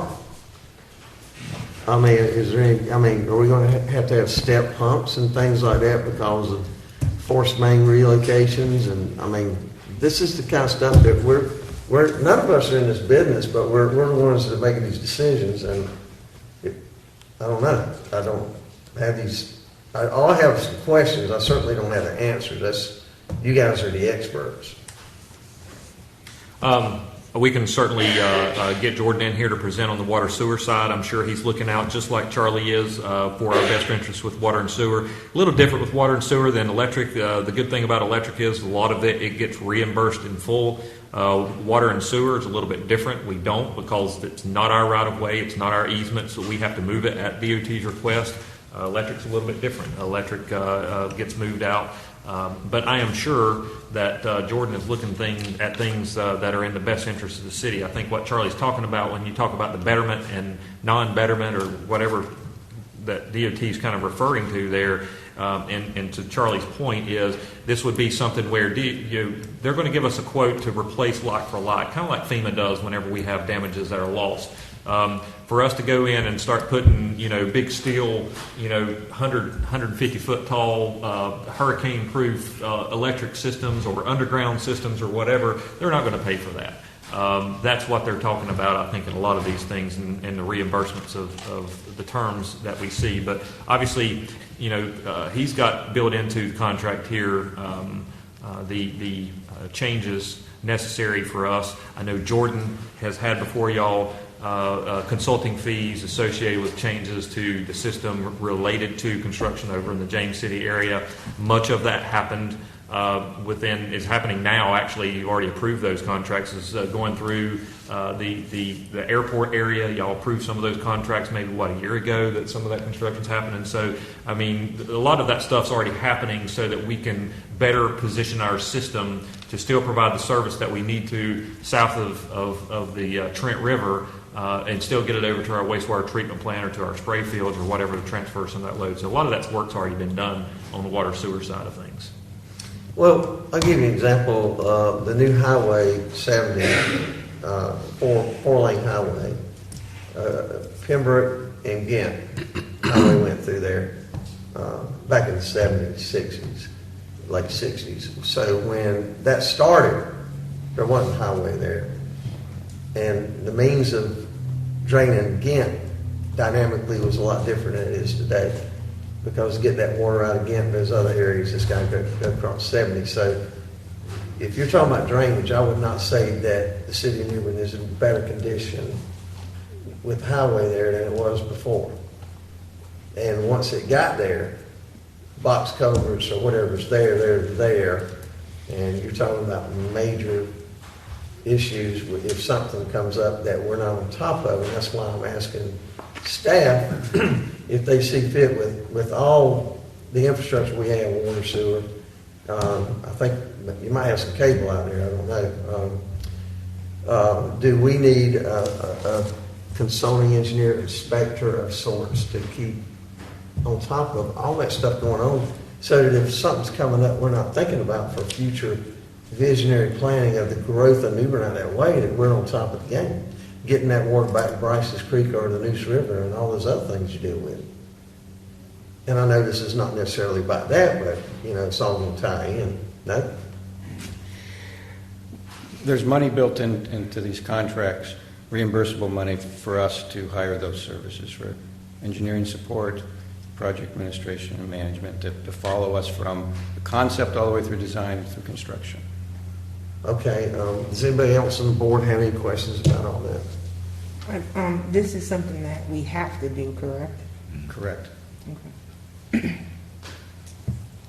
So what you're saying, Charlie, that the support system is already in place, we have the money to back it up? Yes. It's all reimbursable. This is a request for the board to approve an agreement with NCDOT for us to pay for the services to move it and design it and look out for our best interest through consulting fees so that we get it the way we want it for our system. And then what is reimbursed, the whole amount? The entire amount is reimbursed. Okay. Do I have, would it be asking too much if as this process goes along, that a couple of elected officials kind of meet with department heads and kind of keep us updated on this so that we can Certainly. report back to the full board? I mean, or a couple aldermen would want to do that? Absolutely. Bobby, it really affects your area more than anybody. Be my Well, I pleasure. mean, I've already talked to Charlie about it, and Charlie's has told me he was just going to give me weekly updates on it. Okay. So Okay. Okay, as long as you feel good, because this is pretty much. I'm happy. You're warm. I'm happy with what Charlie Okay. and Jordan are going to do. I'm not real happy with what DOT's doing out there sometimes, but I'm happy with how the department heads are keeping me informed. What is your concern with DOT? Oh, it's personal. I mean, it has to do with our business. Yeah, that's. I got you. I got you. That's all the questions I have. If there's no more questions, I'd like to make a motion to consider adopting a resolution approving a utility relocation agreement with the NC Department of Transportation for the US 70 James City widening project. Second. Motion second. Is there further discussion? Seeing none, let's have a roll call starting with Alderman Odham. Alderman Odham. Yes. Alderman Best. Yes. Alderman Kinsey.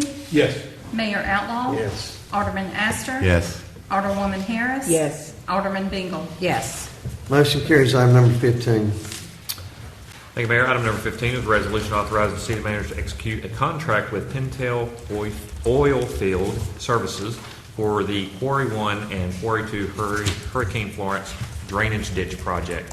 So following Hurricane Florence, the city began working with FEMA to remove sediment and debris from 66 miles of drainage ditches throughout the city. Bids have been received for the work within 2 of the drainage basins, namely Quarry 1, Quarry 2. The Oilfield Services, Pintail Oilfield Services LLC submitted the lowest bid at $655,835 for this work. It is requested that the board consider a resolution authorizing the city manager to execute this contract. The contract time is for a project period of 150 days. There's a memo that's included in your packet from Mr. Montaigne, and I know he and Mr. Childs are both here if you have any questions regarding this matter. Mark, are there some FEMA regulations as far as, insurance requirements, workers' comp? Are there things that these agencies have to meet in order to complete this project since it's being funded by FEMA? I guess the quick, dirty question answer is, yes. We're required to comply with anything that's required of FEMA with regards to any of our procuring of contractors and work and materials in order to do this work, even to the environmental aspects. So everything, all the permitting, that's the reason why we've been so diligent in this process about making sure that we do these processes correctly, is because this is a grant-funded project. If something's missed, something's wrong, then obviously we have to. Now, whether or not I know that the contract documents that we have are executed are typical construction contract documents that are required for us to do for most any project that we do, but primarily just to make sure that we can check all the boxes with FEMA. I know there's a lot of things that are done, even down to the points of minority business participations and steel by steel in the U.S., all those different things that we're required to do that are procurement related. Thank you. Alderman Best. Yes. Could someone give me an understanding of what's the purpose of Quarry 1 and Quarry 2 and their functions? This is it's strictly a name. Okay. This is a project name that we have given Quarry 1, Quarry 2, that basically are 2 drainage basins that are leading down into what is probably the quarry, if I'm correct, leading down and discharging into the quarry. So what we're trying to find, we're naming these things based on, so the next one might be Jack Smith Creek, the next one might be, some other creek that we have in the city. Essentially, the city has about 10 different basins that drain water to larger water features, i.e. the Neuse, the Trent, or the quarry. Quarry 1, Quarry 2 is strictly a basin. It's however many acres of area where if rain drops in this area, it flows to this creek flows to the quarry and discharges out. So we've named them these just strictly for project naming purposes. because we've got 10 of them, and we have 10 different projects with FEMA, and it makes it a lot easier for us to bid them and send them out as projects. So these two projects are Quarry 1 and Quarry 2. You're probably going to get, what, Jack Smith Creek? What's Jack's? Bryce's, Wells. I mean, you're going to have 8 more names that are going to come, but those are strictly just project names. So the two projects that we're talking about here are 2 drainage basins that drain certain areas of our city, primarily probably Ward 4, Ward 5 up in that area, that lead to the quarry. These are going to be the ditches where the contractor are going to go in. They're going to do permanent works and muck out works and stuff like that that are related to storm-related damage from Hurricane Florence. That's approved by FEMA. So that's essentially what you're approving with these contracts. Well, excuse me. I thought maybe you were going to be doing a presentation, Matt or Mr. Childs, because this map is not really, it wasn't very helpful for me, because I like to see an outline of what drainage area is draining into what, where it's coming from, because... Mark had touched on this. These areas, they had grouped them into 10 basins to keep projects together because it was the way FEMA liked to have the work done. And it does simplify how we're getting permits because they drain into similar outfalls, this being Quarry 1 and Quarry 2, which are in Ward 4 and 5, which includes Colony Estates, Peace Road, Derby Park, Stony Hill, Kensington Park, up near Bosch, that area. It's all going to one outfall. So that is why this one basin is included in that area. And the maps that were provided were part of the bidding documents, and it showed certain items that were identified during the consultant's field work when they found large trees in the ditches, or whether it be sediment or other obstructions that are going to be addressed in this. So it's really that area. I can provide you a better map if you'd like that. Just real so that I can add, I mean, there's not really a lot of, and I hate to even say this, not a lot of political decision or a lot of negotiation in this. This is very objective. This is our consultant, along with FEMA, have walked these outfalls. They have identified the damages associated with Hurricane Florence, i.e. whether that is a sloughed-in ditch, whether that's sediment buildup, whether that's a tree that's fell across, whatever it may be. They've identified and agreed upon in a very long process to get these approved. And subsequently, we have put together bidding documents which now have been brought before you for approval so that we can get the contractor to go in and perform this work. If we want to do anything outside of this, it's our money, and it will be outside of these documents because FEMA's not going to pay for anything outside of these documents. Well, what I'm want to understand is, okay, so where is this drainage system running to when you say Quarry 1? And if it's coming from over off of, I'm going to say Jack Creek Smith Bridge, okay? It's coming from there. It's running over. That's what This is everything. Completely forget about Jack Smith Creek. I was using that as an example. Quarry 1. So just to kind of put this as an example, if you're going out Neuse Boulevard, before you, was that right there around the railroad tracks? Is this where Quarry 1, Quarry 2 is? Where the railroad tracks cross Neuse Boulevard? Yeah, South Glen Burnie area. Okay. From there to the city limits out that way around Bosch, all of that is included in this drainage basin. Okay. And it's just a basin. It's just this area drains to particular outfalls, and that's how they were identified for FEMA and for the consultants when they went through these areas. And Quarry 1 and Quarry 2 were elected first because of the ease in permitting these two areas. That was the complete reason behind it. They had less environmental impacts than some of the other outfalls. So we chose those to expedite getting some field work started. So just to give you an idea, Quarry 2, the farthest outreach point of Quarry 2 is H.J. McDonald School, or the other side of the street of H.J. McDonald School. It flows down, goes in behind Derby Park, all that stuff, eventually goes down between Colony Bosch and what's that neighborhood right there? Pinecrest. Pinecrest comes- Pinecrest. Bosch and Pinecrest, that creek, that ditch that flows down through there, goes underneath News Boulevard. It goes and eventually discharges into the quarry. Okay, that's the Quarry 2 project. Then you've got the Quarry 1 project, which has a different basin that drains areas. Okay. That's what I just want to understand and how the process is, how the water drains. Sure. Alderman Odham. George, you guys, I think, made a presentation maybe a couple months ago and went over the whole FEMA plan program, right? And there were Correct. different phases, and I take it that this is maybe phase 1 and phase 2, and then the rest of them you're going to bring back to us once you put it out for bid, and we need to award those contracts as well? We've got them, and like Mark said, they're broken down into 10 basins, and we've got a schedule for certain things. This is the Cat A work, which is sediment and debris removal. Okay.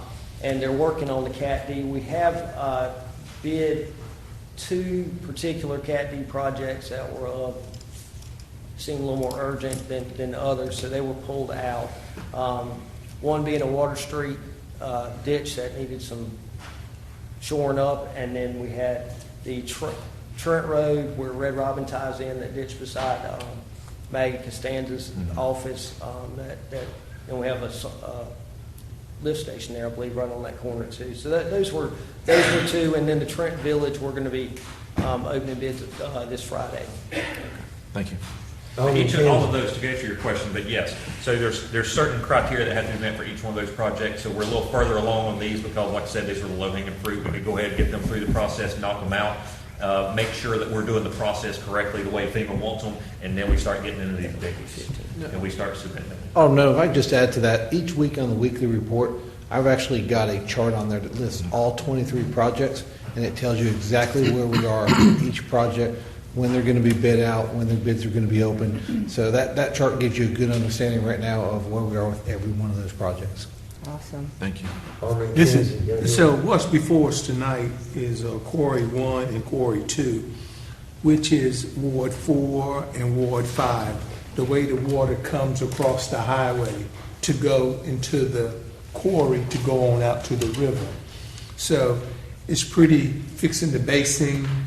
From the last time that Matt, the mayor, and Alderman Odham and myself, we walked, I don't know how many ditch miles, looking at where the water runs, where it floods at, how it comes through, and how we have I have 4 subdivisions that runs through pipes that all this water runs through and it's surrounding itself. So Matt and George was showing us how they're going to change things. So that's how I got pretty much knowledge on a little bit of this tonight to understand the process and what it's going to do. So that's pretty much what we're going to vote on tonight, is getting, approving the work order. Essentially, it's approving the work so that we can commence construction with the contractor to go in and start mucking out. That's Cat A. It'd be the muck out and the immediate removal within the ditch line of debris. And Right, this is because it's not coming fully down funded. from Bosch and Pinecrest. That's 2. That's where the water comes there. And then you pick it up again when you get up there to the storage area and start picking it up from Racetrack Road, Colony Drive, coming from those subdivisions. Okay. Matt, So this no is- one else, go ahead. This is Cat A work, correct? Yes. Does this contract provide for the monitor? It does. And just brief, I mean, this is more than just going in there with a wheelbarrow and digging out the ditch. I mean, Oh, this, absolutely, but this- no, this 2 contract year bidding type does not include the monitoring. you don't have to have monitoring for it? You will have monitoring, but yes, Okay, this but is the con- just the the- contractor. Okay. That's correct. I mean, this dirt has to actually be trucked out on the street somewhere and dried and all that, correct? And then So hauled- it's and a then very hauled off, yes, expensive correct. process. It has to be put into a tumbler and dried and then hauled to a designated site. But thank God we got it funded. Praise the Lord. Oh, yeah. And we're glad, too, that it's divided into 10 projects. That way, we can complete a project, pay for it, Right. and get our money back as quickly as possible from FEMA. Right. If it was all going to be one project, we would have $30 million invested, Correct. and then we would have to wait 30 years to get our money back, probably from FEMA, so. Let's hope not. So if no one else have any discussions, I have some more discussion. okay. So, Matt, question. Within this quarry 1 and 2 and this debris removal and all of this,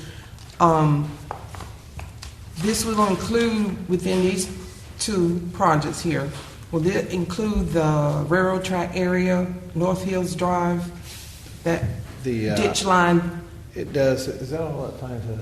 Yes, it does all include that. Okay, and then it comes back around into, and I That's do. all part of Corey too, everything that drains out at that big outlet at Bosch Boulevard, where Bosch comes across. Okay, so that also, and I do know that the canal is a blue line stream. I do know that, so I know there are certain stipulations and certain things you can do, but that is also included in this project as well? Yes, ma'am. All right, thank you. Okay, anybody else? If there's no one else, I'd like to make a motion to approve the work order to go forward. And how soon will this project start, Mr. Martin? It'll take about 30 days to get the contract signed. Of course, then we're obviously going to get to mid-December, so very well could be the first of the year, but as soon as the contract's ready to start, we'll release them as soon as we can get everything signed. So he could start in the next 30 days, or it may get pushed to the first of the year. Where's this contractor based out of? Their home company is in Oklahoma, but they are local here in North Carolina. Really? Yes. I'm surprised I you believe- found someone in North Carolina that could do this. Where are they from? Where's their home office? Wake County. Okay, anybody else Second. got anything? I seconded the motion. Oh, you second, okay, so you have motion second. Any other discussion? Let's have a roll call starting with Alderman Bingle. Alderman Bingle. Yes? Alderwoman Harris. Yes. Alderman Astor. Yes. Mayor Outlaw. Yes. Alderman Kinsey. Yes. Alderman Best. I have a question here. I thought it was said just to go ahead with this project. Shouldn't we address what this project is Address it with what? as a motion? You said just to move along with the project.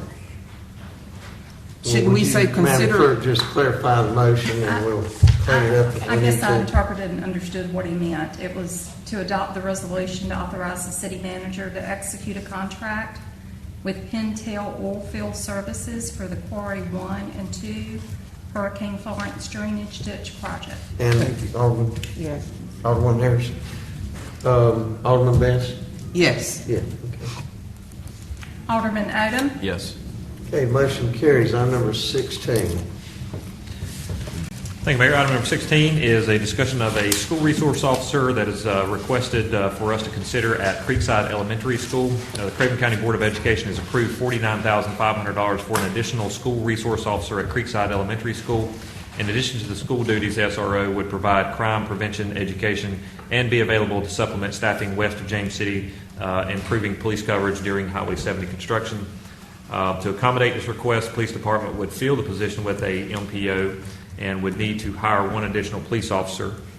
Considering heightened school violence nationwide, it's recommended consideration to be given to this request from the police.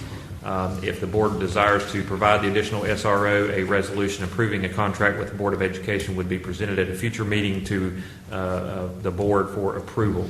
So at this time, basically, Chief is just looking to get some guidance from the board because this is something that's been discussed in the past on multiple occasions about school resource officers, whether the city needs to pay for them, whether that needs to be a county function, a Board of Education function, whatever.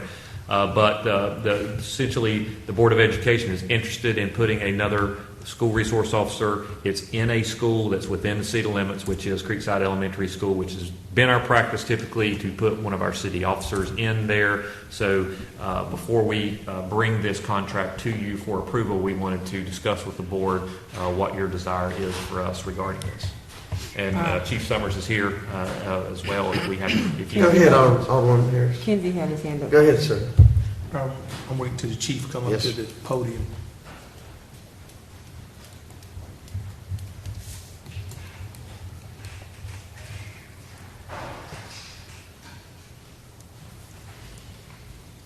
Chief, I I understand it's $49,000. How much more do we have to put to the $49,000 to meet the pay hike here? For 9 of the 12 months, it would be an additional $20,000, but for a whole year, it would be additional $43,000. And what I presented, that figure represents the worst case scenario, putting a MPO into position. If it was a officer of less experience or less years, it would be cheaper. But I took the worst case scenario. Okay. Now, have you sat down with the superintendent, the board members, the county manager, and get our manager to sit down to negotiate what you really need to have an officer in place? I'm not against it, but I'm looking to work together because we are talking business and we're talking dollars. And my opinion is, I think that we all should come together to sit down and discuss this instead of just throwing something out at us to tell us to take, to see what can we come up with, to work this thing out correctly, because it's costing us a lot of money as well, especially your department, when you could be using the money for something else that we really need. I know we need an officer at school because something could happen in that area, and you can dispatch that guy from right there to the place that the event could actually take place. But I just think that that's something that should be looked into, sit down all together to work the numbers out. What is your opinion on that? Well, my opinion is we've tried this in the past. I think the city manager has approached the county manager. I think certain board members have approached others. And We've had a from my standpoint, that's kind of above my pay grade. Well, we can try it again. We can look at it again to see. We had a meeting with everybody, We sure did. and we were real clear that we wanted them in the next year budget to be prepared to pay for this service. Is that correct? Isn't that kind of what we And told this them? is the next year budget. Well, But I'm saying, 20, we wanted them to 21, pay for the- 21, 22 budget. Oh, okay. I think we're good up until our budget's till June, but come July 1st, we were pretty clear about asking the county or the school board, actually, we asked the school board to ask the county for additional funds to pay for this. We sure did. And that's why I'm thinking now that we can go ahead and have that meeting. I mean, that was then, this is now. I mean, you can Well, we just always had the try meeting. one more time. Excuse me. We just had the meeting. But that's just, we didn't have this year. When does this position start? So if we- January 1. So it would start this January. Yes. My concern is, the kids aren't really in school at this point, maybe 1 day, 2 days. We're putting an officer out there.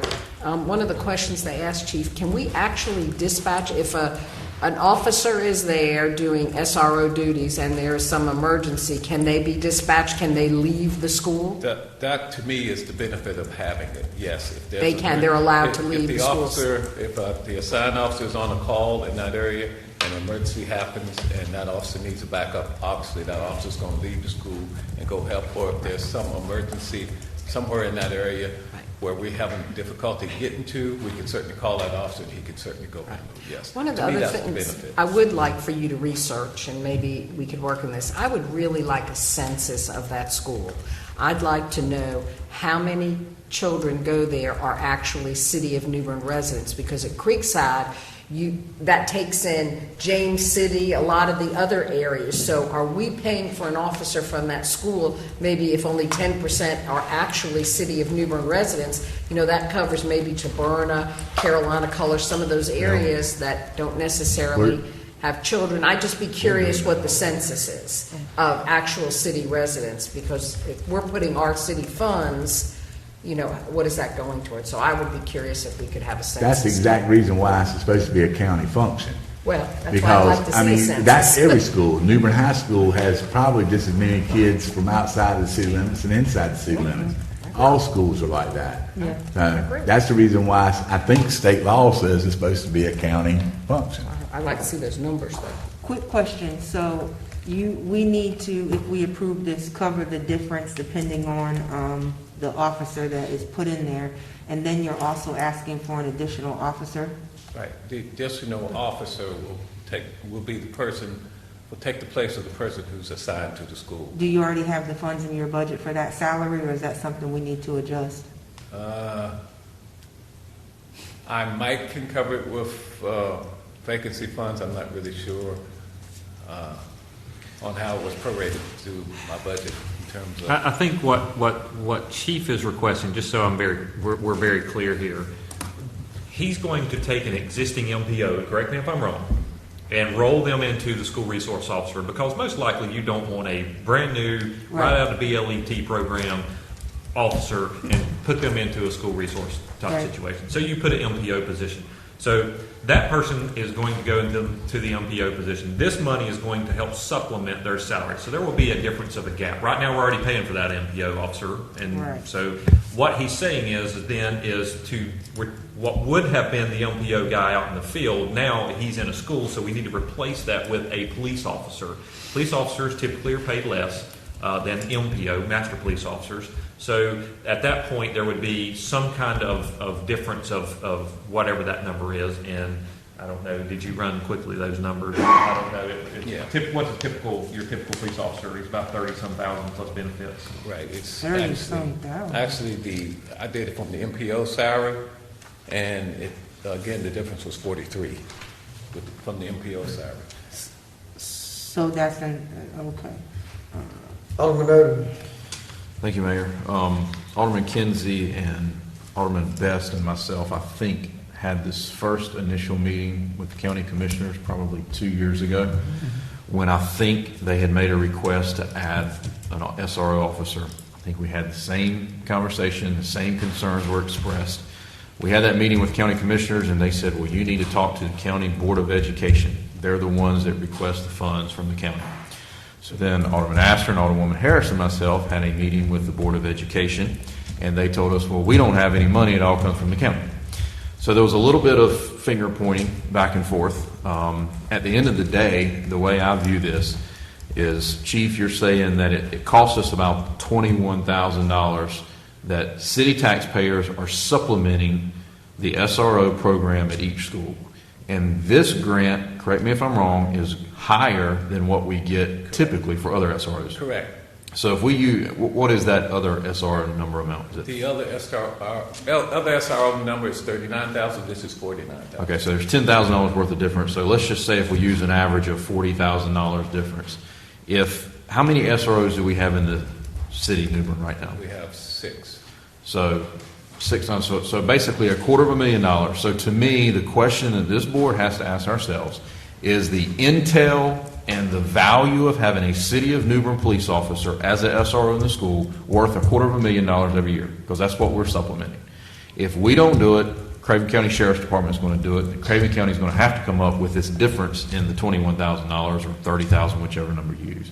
Is that correct, Mr. Manager and Chief? Do you agree with that? Correct. I would say yes. And my last comment is, this is a bit of negotiating back and forth, and I believe, correct me if I'm wrong again, but every time that they've asked us to do this, we have complied and we have fulfilled their request. If we continue to do that, they're going to keep coming to us, and they're not going to give us any additional money. So while I fully 100% back having an SRO in every single school, I am at a point now where somebody has to call their hand, and I'm not voting to approve this. And I'm going to agree with that too, especially for what Alderman Bingle said. We still are dealing with the pandemic, and the kids are not fully in the school, so. My understanding is the kids are in school 4 out of 5 days. Mm-hmm. Wednesday is the only day. The younger ones. Yes. Not the older ones. Yes, 4 out of 5 days. Right. We don't know what's down I mean, Well, although I hate to approve it, I have to. The school is in my ward, and all of the children that are in my neighborhoods over there go to this school. The thing I like about it the most is that we have an officer not only at the school, but that can immediately respond to any emergencies that we have on that side of the river. Currently, if there's not an officer, which there's not one over there a lot, but if there's an officer, if something happens, an officer has to come from this area, and it can be a 20-minute response time. So I would definitely, I'm going to support it with the understanding that we continue to enforce the school board, our actions from that last meeting, that the school board asked for the money from the county commissioners this next budget year, just like our last meeting we agreed upon. Well, Alderman Astor, I concur with you because, we're talking about the city spending $250,000 a year for the safety of our kids. I don't think that's no dollar amount should be put on that, especially for the safety of our kids. But I do agree with everyone else about the county needs to be on board with this, and we can't just continue to dish out the money and they're not supporting this when it's Craven County Schools. They're going to have to pay for it one way or the other. Either help us pay for it, or they're going to have to hire deputies to go in the school system. But I think the difference this time, though, is that chief is going to need another officer, so it's more than just what we have here. So I think all of us agree, because I was a champion for it 2 years ago to make sure, especially when it was heightened, to have this in here. But like Alderman Odham said, at some point we've had meetings after meetings that the school has to come and figure out how to allocate their budget to be able to cover this. I mean, we all want the safety of our children, but our balance is going down every time. There should be no dollar amount on protecting our children, but we also have to make sure that we're allocating these funds justly, and it's one for the price of two. But, and I agree with you. Yeah. But I mean, what I'm saying too is that we're entering the budget season. I hate to say that, but we are. And we can give fair warning to the school board here shortly that they need to convince the county commissioners to come up with some of this funding. I definitely think that the school needs a resource officer. And again, I like the idea that it's centrally located in the communities between Evans Mill, Bryce's Crossing, Taberna, 10 Pines, Gable Runs, and all these communities. So you're talking about, if they had an emergency over there, a 3-minute or a response time for a police officer to arrive. Alderman McKenzie. You're very right what you're saying, but when are they going to come to the table and do what's right? That's all we're asking them to do.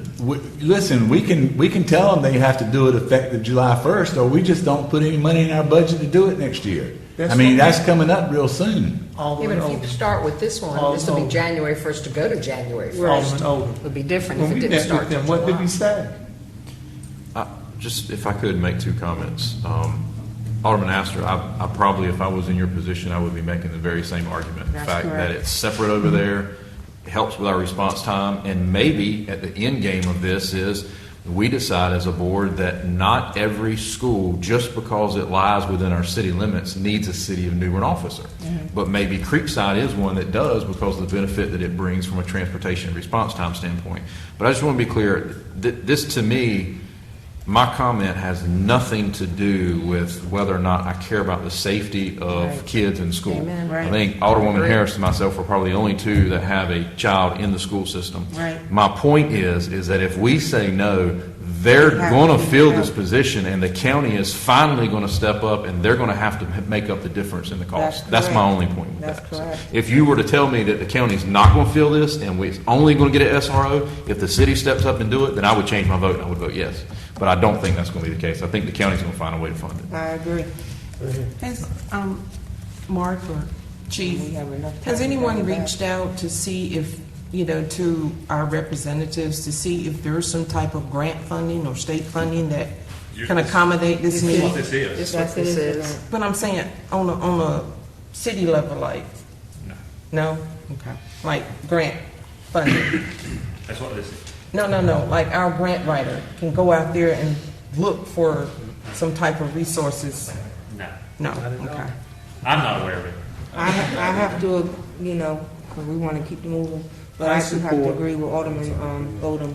You know, I have to definitely agree with that if we don't, then they'll have to do it. And if they don't, we still have 3 other meetings that this could be brought back on to approve it. Is there an I think he's issue just on looking for deadline? He's just looking for direction now. We don't have an ordinance in front I of think us. it's more of the Board of Education is looking for our intent because they're going to go a different direction if we're not going to do it. Which- Okay, so we don't even have to vote. So my intent would be, I'm going to say no, and they got to figure it out this time.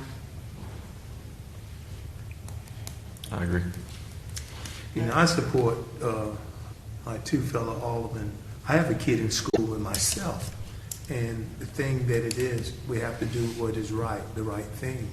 And if you continue to do the same thing, allow them to get away with what they're doing, they're going to continue to do it. And we have the same conversation next year this time. So that's 3. Well, Yeah, and but I'd like to see our a meeting census that we before I had, move we forward. I gave think them it's important to do this until the next budget year to get this funding. But this is added, so why didn't they bring it to us before? Because they were scrounging to get their budget, because I remember it had to be in June sometime. So why didn't you present this to us at that meeting? They didn't. This is added. And like I said, this comes with the caveat of chief needing another officer because this one has to be replaced. So How we're many not- vacancies do you have, Chief? I have 5. This was just recently granted to them. This grant was just recently granted to them, and it's calendar year, January to December for 2 years. So they just recently received it. And they offered it to the city first to see if we would like it. But we have 5, you're saying we have 5 vacancies for police officers? Yes, about 5. 5? So it's already Yeah, in there's the money budget, there. right? Yeah, it's already, So you already have the money budgeted in the system for 5? Yes. Can you do it 4? So that's what I'm saying, so then It's why still would we going to have be that- 5. This we can police take that officer will money still and be able defray to the cost. respond. It's still 5 officers. I mean, the police officer he will be able to respond in that district over there if we had an emergency. at the end of the day, we gotta cut the umbilical cord and let them figure it out on their own. With all respect, like Odham said, it's not that we don't care about the children, but we as a city have to allocate our budgets and we have to figure it out. And this, school board, they have to figure it out. Yeah, I mean, well, that's the direction I listen, have. I agree with you 100%. I was in the meeting. I was one of them, along with the others that said, you've got to figure this out. But we gave them until the 21-22 budget year to figure it out. We told the school board, next year, you need to ask Craven County commissioners for funding for this. So we will know before the July budget whether or not they've received their funding. And then we can make our decision as to they need to put sheriff's deputies in there and pull our people out or what. But I mean, I $20,000, how much money is it? $20,000 for the It'd be first? 43. The cost to the city for the 9 months is $20,000, but for the whole year, it's $40,000, but you understand. Between those 3 now and months, July. Yeah, the 3 months, we get to use them. $20,000 to have a police officer on that side of the river, plus have a police officer protecting our children at that school over there. It's cheap insurance. But isn't that But based on the, you're doing it that's based on the NPO cost, correct? Yes, ma'am. Okay. Chief, what schools, could you just refresh my memory, so we have them at New Bern High School, 2 at New Bern High School. 2 at New Bern, okay. 1 at each of them, intermediate school, 1 at Barber, and 1 at Oaks Road. JT Bar, okay. So there's none current, is there one currently at Bendy Quinn? Yes, the sheriff is at B.D. Quinn, and the sheriff is at Trent Park. So we do have sheriffs within our We do city have right Yes, now? we do. Yes. Uh-huh, okay. Actually, my favorite. And those were not offered to the city. For some reason, they offered this one to the city, and I thought it was a good idea because, again, it gives us an extra officer out there, and I know that Highway 70 construction is coming. And I'll do my best to keep an officer out there, but this would even be an added insurance to having someone out there. That was my thinking, and I just brought it to the board for consideration. Did we give Mark some direction? Or Look at Mark. trying to Does move that look on like to a item face that's got 17? It's getting late. Well, I'm in favor of it. I'll go on record saying I'm in favor of it. Y'all can give your own. Astor, I'm in favor of it as well, with stipulations that we do need to lean on the county because they need to take this responsibility. I know, take this responsibility, but I'm gonna say this much. We can talk about $250,000 for sidewalk, no pun intended, Alderman Harris, and we're talking about $250,000 for the safety of the children, our taxpayers' children. I don't see where we're having this argument. No, Alderman Best, respectfully, that's not a valid argument, because what I'm saying is that if we were to say we're not going to build the sidewalks in Pembroke and the county would, we're still going to get sidewalks at the end of the day. That's what I'm saying with this. There's still going to be an SRO protecting the kids in the school if we say no. If we say yes, you can go ahead and mark it down. There's 2 more years that we're going to get less than what it cost us to operate for 2 years, because that's what this agreement is for. But that SRO will not be able to respond to other emergencies in the community. That's very true. We can't sit back and wait for Craven County to put an SRO officer in a school. No, but we can't take put in the that. bill since the program was implemented. I And the know, thing but- about it is people pay city and county taxes, and at what point is the county with their budget, which is bigger than I ours? understand all of that, but why are we sitting here But waiting for this the is 2 county to take? years. It's 2 years, so are they gonna double back Well, and their give us some deadline money? is this year's budget. Right, but this is a contract for 2 years, so are they gonna give us some money back because I guess we told them that we'll give them another budget year? They're gonna refund us some money if we approve it? It's a sticky situation. I hate it, but we have to stand strong. I know I do. I am with seeing if they're able to, I do stand strong when it comes to the safety of the children. And I that's- do too that's- as well. And our senior citizens, all citizens, for as that matters, but our children. I mean, this is, I mean, I So hate does the to county say it. not care about the children? They're the county's children, it's a county Exactly. school. It's a I'm county not- school, county children, I don't want to draw the lines. Yeah, because- right, exactly. So- Because it's crazy for us to do Yeah, that. exactly. But my concern still is the cost. We have 5 empty positions for police officers, and many times I've said to the chief, hey, what's the balance here? Do you want police officers or do you want SROs? Where do we draw the line? You know, we could hire, if he's got 5 empty police positions, take a police position and station him out in that Right, area. right. That's what I don't understand. I'm confused a little bit about how we're allocating the funds and doing this when county schools are a county responsibility. The safety of those schools should be a county responsibility, because from the minute they go there, they're the responsibility of the county school board and Craven County. Just real quick, because I know we got to go. The first meetings, we do presentations, right? Okay, we don't have to necessarily, because it's not even on here for us to agree. Can we get a presentation in regards to all of this? Because, I mean, why are we not putting SROs in every single school and funding that? Anyone can come here and say all schools matter. I'm just saying that we've been funding this and footing the bill, which is okay, but at some point, we have to ask the county to be a partnership. It's not 100-100. It's all one. You know what I'm saying? I agree. And So that's the if- reason why I say do it. Let's do it until the next budget year when we're doing, and if they don't fund it, then we can always say we're pulling them out. All right, Bobby, I'm gonna go with you. We're gonna give them one more shot. I'd be curious too, Havelock pulled out. Havelock decided not to do this, so they're not funding it. But they have SROs in their schools. So I don't know how that situation is. Do you know how that worked, Chief? Who's Havelock? I believe Havelock, and I'm not 100% sure, but I believe Havelock was in the same situation as we were. They were offered an additional SRO, and they chose not to go with it. But they still have Havelock police officers in their schools. Okay, if we said in the meeting, because it was a Zoom meeting and I don't remember, that we were going to give them to that budget year, then I'm going to go with Bobby and support We did, and we did. Where We I want to told, be a woman of my word, and if that's what we agreed upon, then let's go ahead this one last time. But if I'm on the board and they come back, I have to stand my ground. we told the county school board that we were funding them this year, but they need to ask the county commissioners for funding effective next year's budget. Is that not right, Jeff?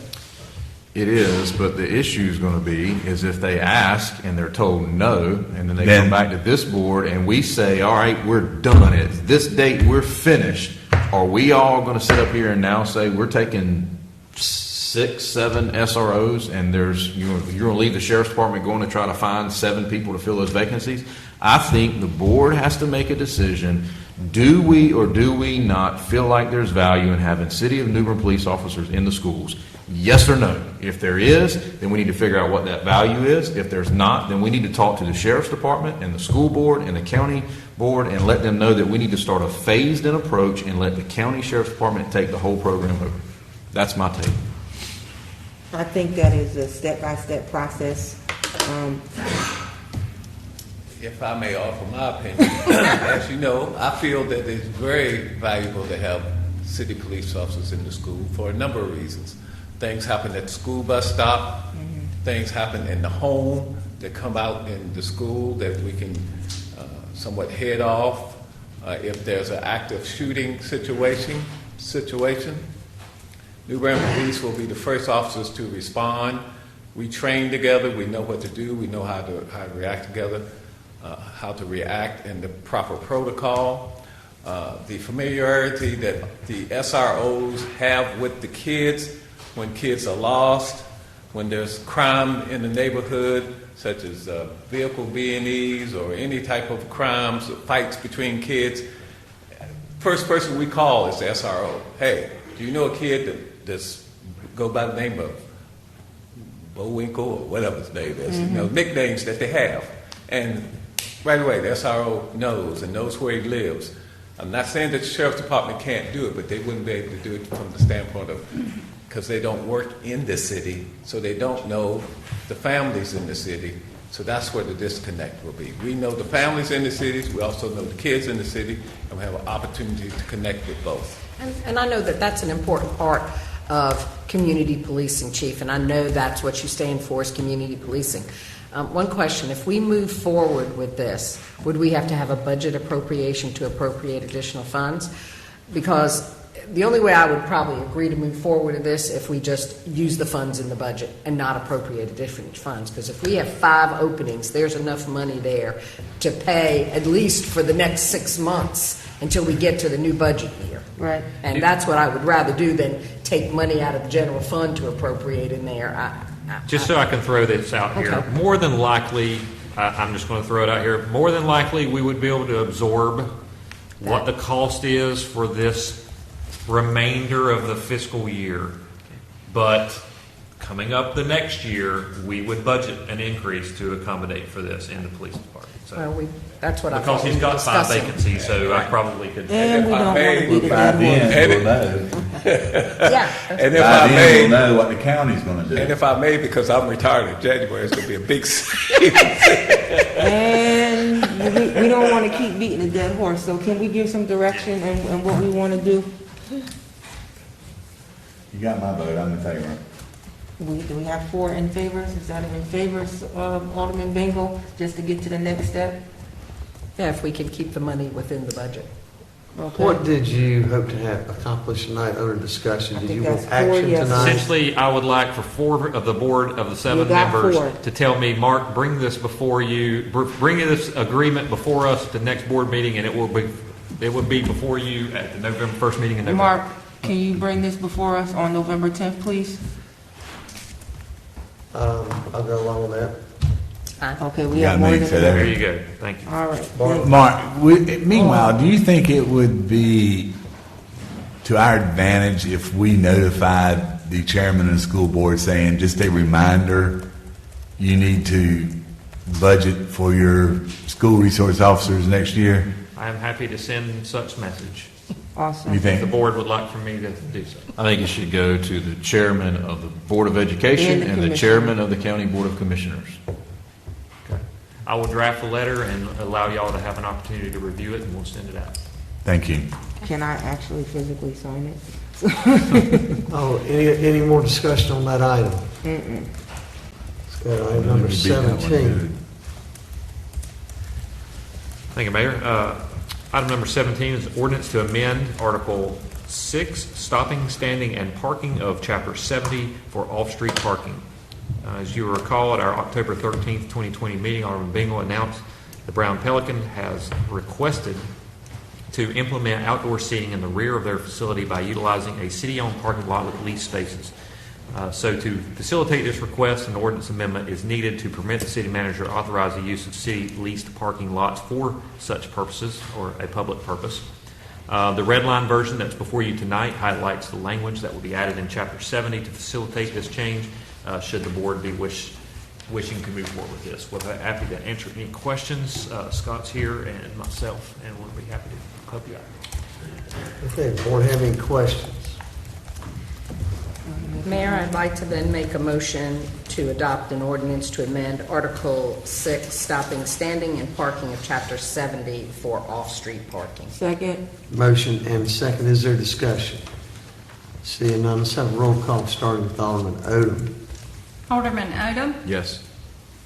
Alderman Best. Yes. Alderman Kinsey. Yes. Mayor Outlaw. Yes.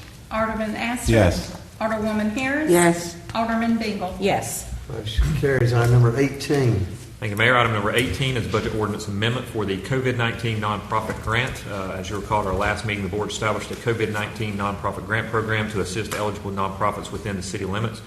This budget amendment reallocates $50,000 of the coronavirus relief funds for the purposes of funding the grant program. There's a memo that's included in your packet from Mary, our Director of Finance. And just to give you a quick update, since we implemented this last Monday, the BevCorps has received requests for 34 applications. Those 34 applications have been sent out. They have received 10 of those already back. So, Thank you. So they have not had an opportunity to vet those as far as completeness, but they have received 10 applications back from nonprofits at this time. That's so I just kind awesome. of give it a quick update. Thank Good. you. If there's no question, I'd like to make a motion to adopt the budget ordinance amendment for the COVID-19 nonprofit grant. Second. Motion and second. Is there discussion? Let's have a roll call starting with Alderman Bingle. Alderman Bingle. Yes. Alderwoman Harris. Yes. Alderman Astor. Yes. Mayor Outlaw. Yes. Alderman Kinsey. Yes. Alderman Best. Yes. Alderman Odham. Yes. Motion carries. Let's do appointments starting with Alderman Bingle. None tonight, sir. Alderman Bingle, would you like to announce our newest member of the Housing Authority? Oh, yeah, sure. The mayor on Monday appointed Bishop Ronald Scott of Refreshing, I believe it's Refreshing Lives Ministry. Awesome. He is a fine man. I don't know him as well as my husband does because they graduated high school together. I do know his lovely wife, Angela, and they're a wonderful couple, and he just was very excited to be appointed to this role, and I think he's going to do great things and is currently being trained and getting information and working with interim director Theresa Lee. So I think great addition to the That board. is. I am very familiar with them I and think very he was close a to great them, so I'm excited about that. So any appointments? No, tonight, Alderman Bingle, right? No, I have none. Okay. Sorry. Alderman No for me. Harris. Kevin? Nope. None, sir. Alderman Astor. None, sir. Alderman Best. No. Alderman Odham. No, sir. Appointments. Attorney's report. City manager's report. Nothing tonight, sir. New business, Alderman Odham. Yes, sir, Mayor. Just one question or comment to Mr. Stevens. I saw it was either on the weekly or the monthly report that the city had been recognized or received an award for Gov Deals, I guess, our surplus sale of items. So first of all, congratulations to Mary and staff or whoever handled that. It did raise a question in my mind, though. I'm curious, what is our policy or procedure for determining what is surplus and when it gets listed for sale? Well, normally it has to meet, like, I guess the majority of the things we sell. So let me just run, I mean, there's a myriad of anything that has any kind of tangible value has to be sold. We can't just give it away. We can't, throw it, in the trash unless it's got some. So generally the list of things that are requested to be surplus is sent to me, has to be authorized by me. It's sent from the purchasing manager within the warehouse. They get all of the departmental items that are to be surplus. They put all of those in a list and they request me to approve to surplus them. Generally speaking, most of it is old computers, monitors, meters that were replaced that are not the AMI meters, but the old meters that we took out and replaced. All kinds of different things like that. Occasionally you have the larger pieces like your police fleet vehicles, your old fire truck that you're going to get rid of, or an old bucket truck, or an old dump truck, or whatever it may be, an old backhoe. All of those come through, same list. All of that generally is sparked from approvals that occur during the budget season, such that if they've met the criteria to go for a capital replacement, then they go into a budget request. The budget request is presented to the board approves that budget, and then ultimately the department head within that department purchases that new vehicle and surpluses the old vehicle. They send it to the garage for decommissioning, and then the garage transfers it over to the warehouse for selling.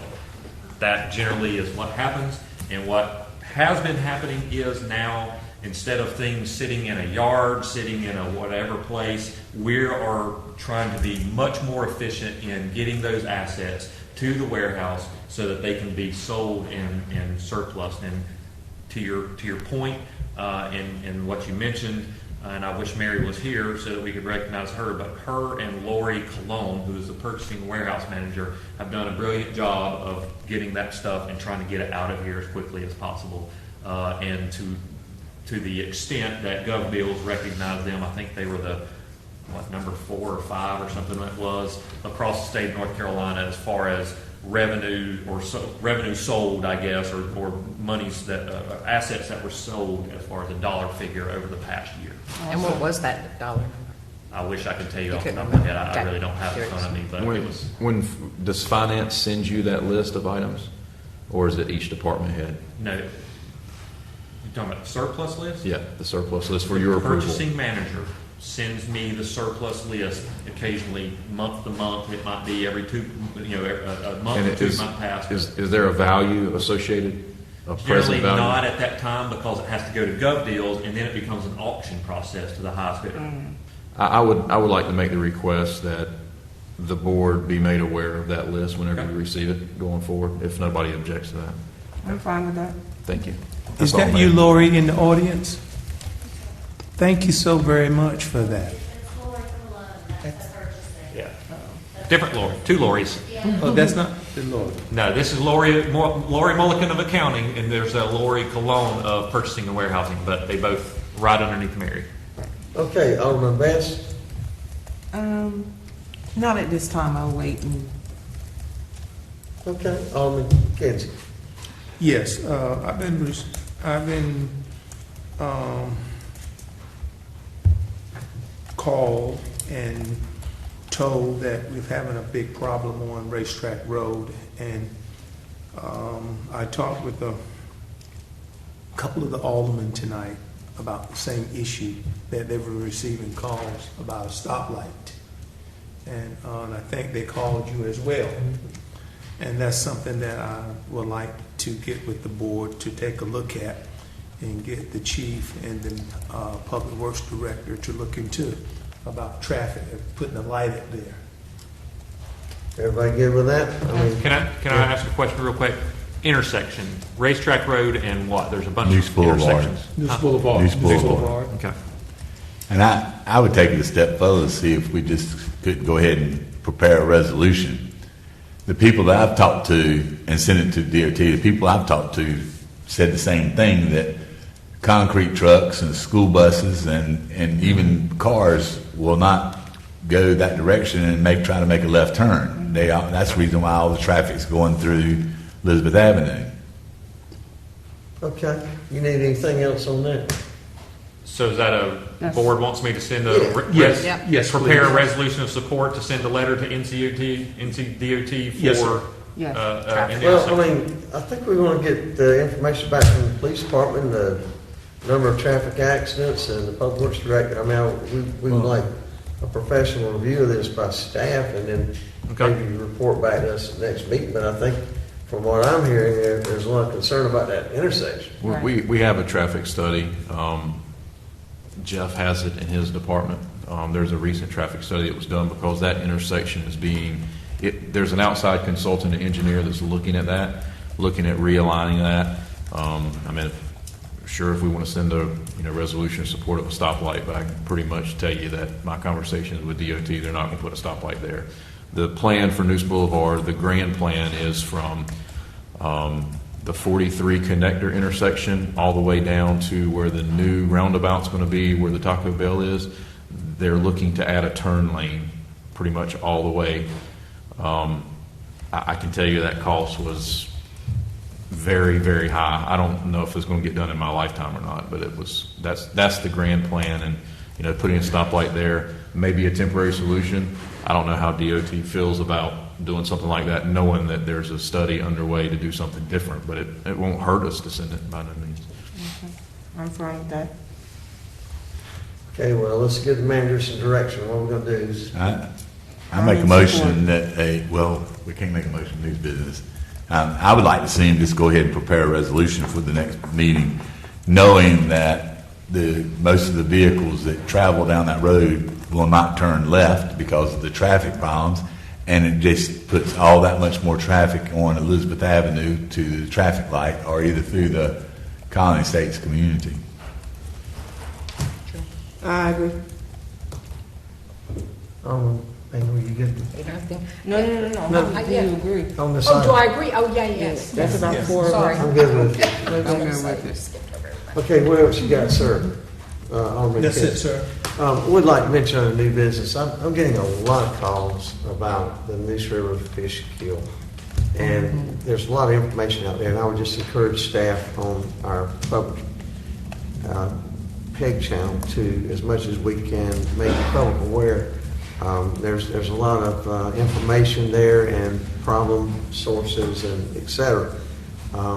So when people are emailing and calling me, and I'm asking them to reach out to the riverkeeper, who's obviously on top of these items and water quality in Little Washington.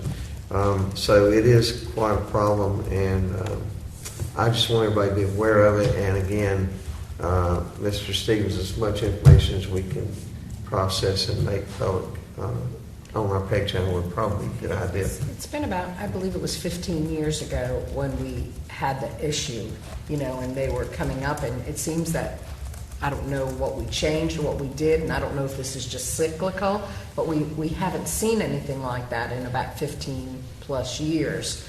Well, I don't think we have to spend an hour on it, but I think it'd be a really good idea on a future agenda to get the riverkeeper over here and let her make a presentation to the board, and make sure we're doing our part for public awareness and those type issues. Is the board okay with doing that? I'm fine with that.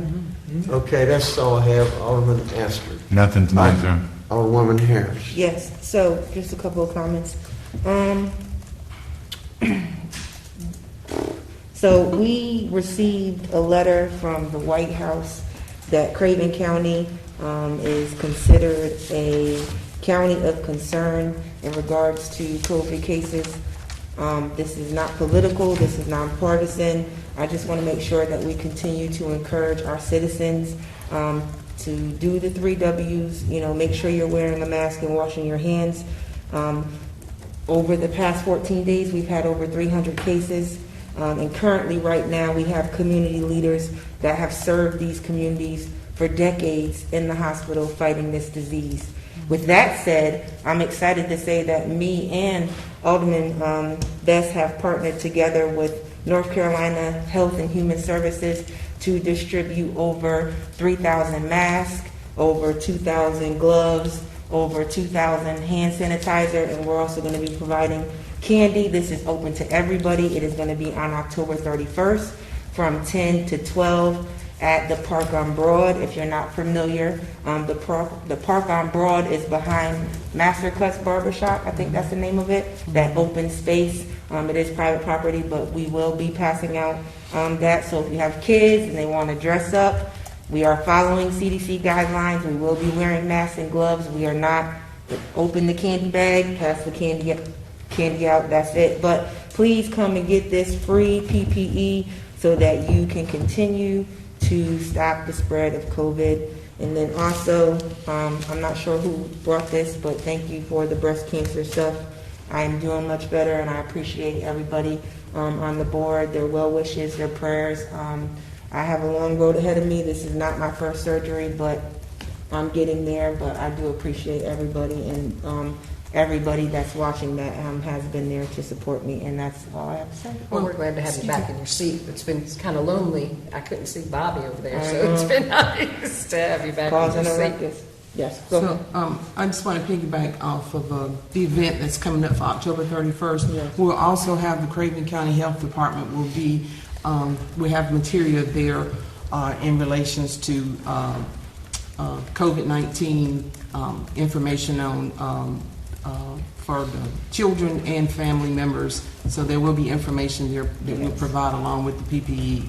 Is there a fly or something that I can Yes, get I to use for posted my it on show? my page, but I can inbox it to the city if they want If to you would post do it. It is open to everybody. Please get this PPE because we have nowhere to store it, and just come get it. It's going to be a lot. Okay, anything else? That's it. Thank you. I just have a couple of things, Mayor. Foster preschool parade on Friday. If you could update everybody, I've had several questions on that. So we are planning on offering the preschool parade this Friday. We're asking folks to gather at the intersection of Broad and Middle Street at 9:15. We will start the parade at 9:30. We will encourage social distancing. Most of the kids will have a costume on, so we're not going to ask them to double mask up or anything. The parade will go down Middle Street. It will turn on Front Street and go into Union Point Park, where we'll have a goodie bag for each of the participants. We're working with Friends of the Library. They're also going to have a story walk around the circle at Union Point Park as well. So it should be another fun Halloween activity. Right, and are you continuing to do the outdoor movies? Will there be one this weekend? We have our last outdoor movie for this year. It's going to be this Friday night. I don't know how the tickets are, but all of our movies except for 2 have sold out. So we're really excited about that. But we're showing The Haunted Mansion. Showtime is at 6:30 p.m. And, of course, you can buy tickets online at the Parks and Recreation website. We will be offering some holiday movies at Union Point Park during Christmas, though. So. Okay, great. This is a question from prior in the meeting about the McCotter House. So because there's a redevelopment commission meeting tomorrow night, would the proper procedure then be to have the redevelopment commission send a resolution to the Board of Aldermen asking to contact the U.S. Marshals about a change in use, or is that something the redevelopment commission should do? Scott's shaking his head yes. I think it should be. Okay. Version 1, resolution to the city, and then we'll make the request because the city owns the property. Okay, so they should make Because a if we request can't to us on what yeah, they if we want to can't do. change it, Okay. we may keep it. Perfect. I just wanted to understand how to do that so I can advise tomorrow evening about how we should do that. And that's it. Thank you. Mr. Davis, are we good with Halloween as far as from the city on any issues associated with that we? I have not heard otherwise, Mayor. Okay. We're good to go. Great. I mean, they did hand down CDC guidelines, so we're just going to encourage them to follow those. Yes, ma'am. Okay. Okay. Any other new business at this time? Mayor, I was going to defer to my counterpart, Alderwoman Harris, because I figured she was going to say it, but don't forget Tuesday's an election and make sure you vote. Oh, You did it to me, okay? Early voting ends October 31st. I see you. Do we need a closed session tonight? Yes. And is there any other business to come before these? Make a motion, we adjourn. Second. Motion and second to adjourn. All in favor of the motion, say aye. Aye. All opposed, same.